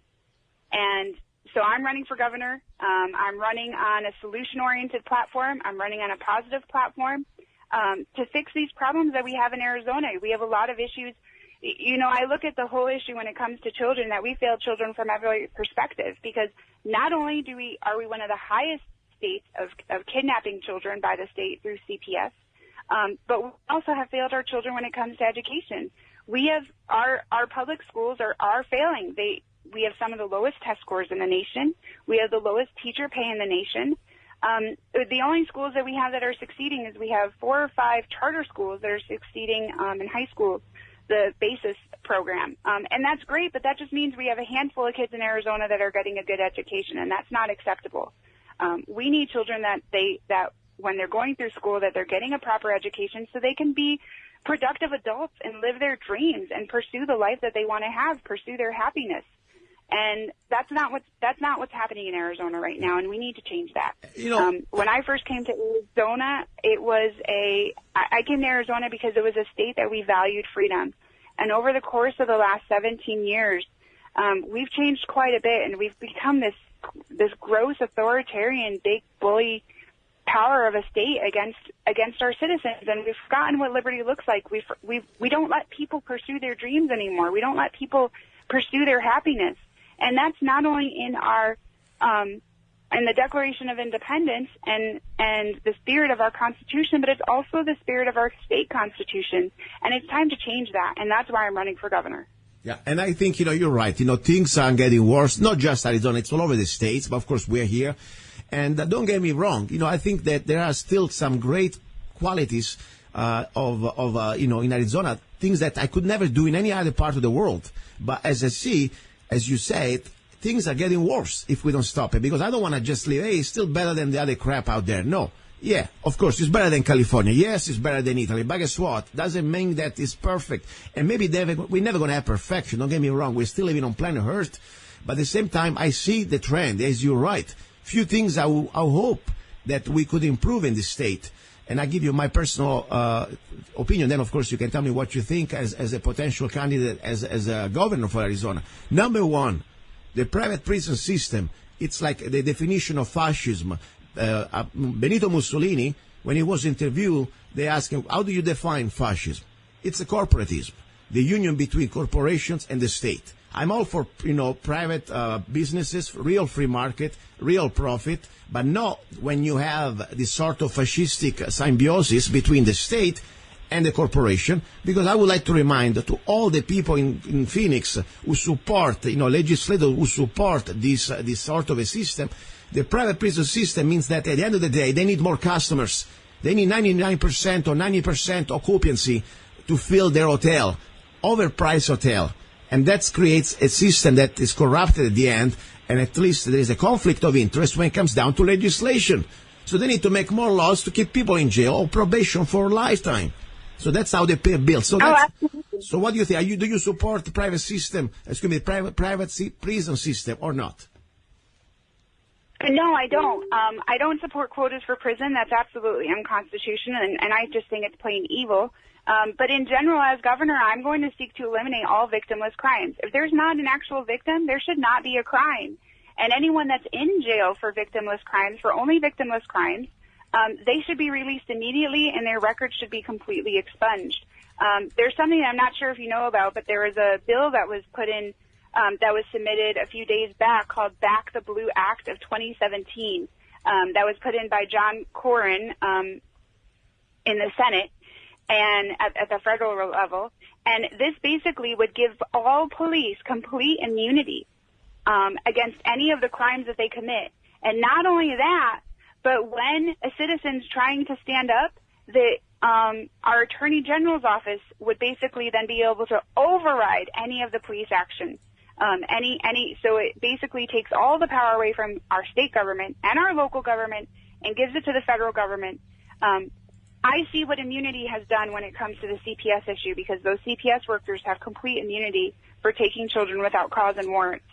And to do this to our police departments when we already have a huge police brutality issue in this nation, where we have police officers that they can just say they thought someone had a gun and it's okay to kill someone, and then to put a law that backs it on top of that, where we already have a police state. That creates complete tyranny. Yeah. That creates complete fascism, like you stated. Yeah. It's very scary what's happening, and I don't think that we should take these things for granted and say, well, that bill's never going to get passed. Yeah. Why the heck is it okay for that bill to even be submitted? Yeah. It's a trend. It's a trend. Is scary. We need a government that's going to stand up against the federal government, and that's not what we have today. We have a governor that's complicit in caging people for victimless crimes. We have a governor that's willing to work with big crony business to cage people based on quotas. And that's unacceptable. We are destroying people's lives. We are removing fathers from their children and keeping them in jail. How does that benefit society? Excellent. What is your website? We're almost ready to close. What is your website? People can reach you out. Even give, please, the website about, the information that we were sharing before for this Child Protective Services abuse, if there is any website you want to share. Sure. So my website is MerissaHamilton.com. It's spelled MERISSA. My website for governor is not finished yet, but I do have a front page on there that you can learn more about my campaign. And donate if you'd like. You can go to my Facebook page, that's at Vote Merissa Hamilton, and there's a lot of information there about CPS, and I highly encourage you to go to medicalkidnap.com and look up the Shores family, because these kids need help. They have been bold enough to stand up and appeal and sue the government for taking them away from their parents, but they need our help. So I highly recommend you call the governor's office, you call DCS, and look at that story on medicalkidnap.com. But please support these kids. They have taken a huge act of courage, and we need to make sure that we protect them. This is good. I want to say something. As I said before, we may have things sometimes we don't agree on everything. That's fine. But I completely commend you for most of the things that we believe, and more important, for this topic that I know is a very dangerous topic, by the way. Many people don't even want to talk about it. And I commend you as a human being, as an American, as an Arizonan. I consider like my sister in freedom for what you're doing for this. And I'm here, even with my humble little stupid radio show. Guess what? This microphone is always open to anybody out there who wants to have a conversation about this. And I would like to invite, by the way, a DPS or CPS, whatever they call, on the show. Somebody maybe wants to say the other side. Please come on the air. I'm not your enemy. Maybe you are just doing the thing that you think is right. And I want to hear your opinion, of course. I want to hear your side. And maybe we would like to have a conversation. Maybe we can help each other to learn from each other. And that's the spirit of the show. Okay? All right, Merissa, thank you very much. Keep me posted. And by the way, this show, just to let you know, right now, it is being saved on 3 computers. 2 computers and 1 hard drive, as we're speaking right now. So I think we're going to have it this Sunday, okay? All right, Merissa, keep me posted, okay? Thank you very much. Thank you, Zanna. I appreciate it. Have a great rest of your day. Thank you. Okay, guys, this is the end of today's show. Love, guns, and freedom. This is what I talk about. This is why I'm on the air. As I said, I'm not yet trying even to sell you the coffee. I don't need that stuff. I don't even need to sell you anything. I do my life. I'm doing great. But at the same time, I tell you, I can keep being on the air. More important, the time, the energy, and everything else. I need your help. You think I can go around asking for sponsors when I talk about things like that? Everybody's afraid. Or at least most of them. So I don't want to go there and beg to anybody, but I beg you, the listener. You are the reason why I'm here. If you want to support this freedom of speech, these topics, I need your help. There are 2 ways you can do it, maybe more than 2. Just go to www.zanna.us. You can download any of my songs, 99 cents, directly on Amazon or whatever. I got more than 100 songs I've wrote and published since the last 20 years. Download a couple songs, you help the show. You drink coffee, go to zannacoffee.com. You can order the most beautiful, not beautiful, it's delicious organic coffee that I produce. That's the way you do it. And there is much more. Of course, you want to do CCW classes, everything you can find, also lovegunsfreedom.com. I appreciate your help. That's all I'm saying. This is not a game. I know very well what I'm doing here. I understand the consequences, and I don't care. Because I cannot care because I care. That's why I don't care. I don't care because I care. I care about what's happening right now to other people, and tomorrow could be to me or to you. So let's do it together. Let's fight back against tyranny. Let's expose the evil. And let's unite as Americans beyond the parties. You've been listening to Love, Guns, and Freedom with Luca-Zanna, and God's willing, I will talk to you next Sunday.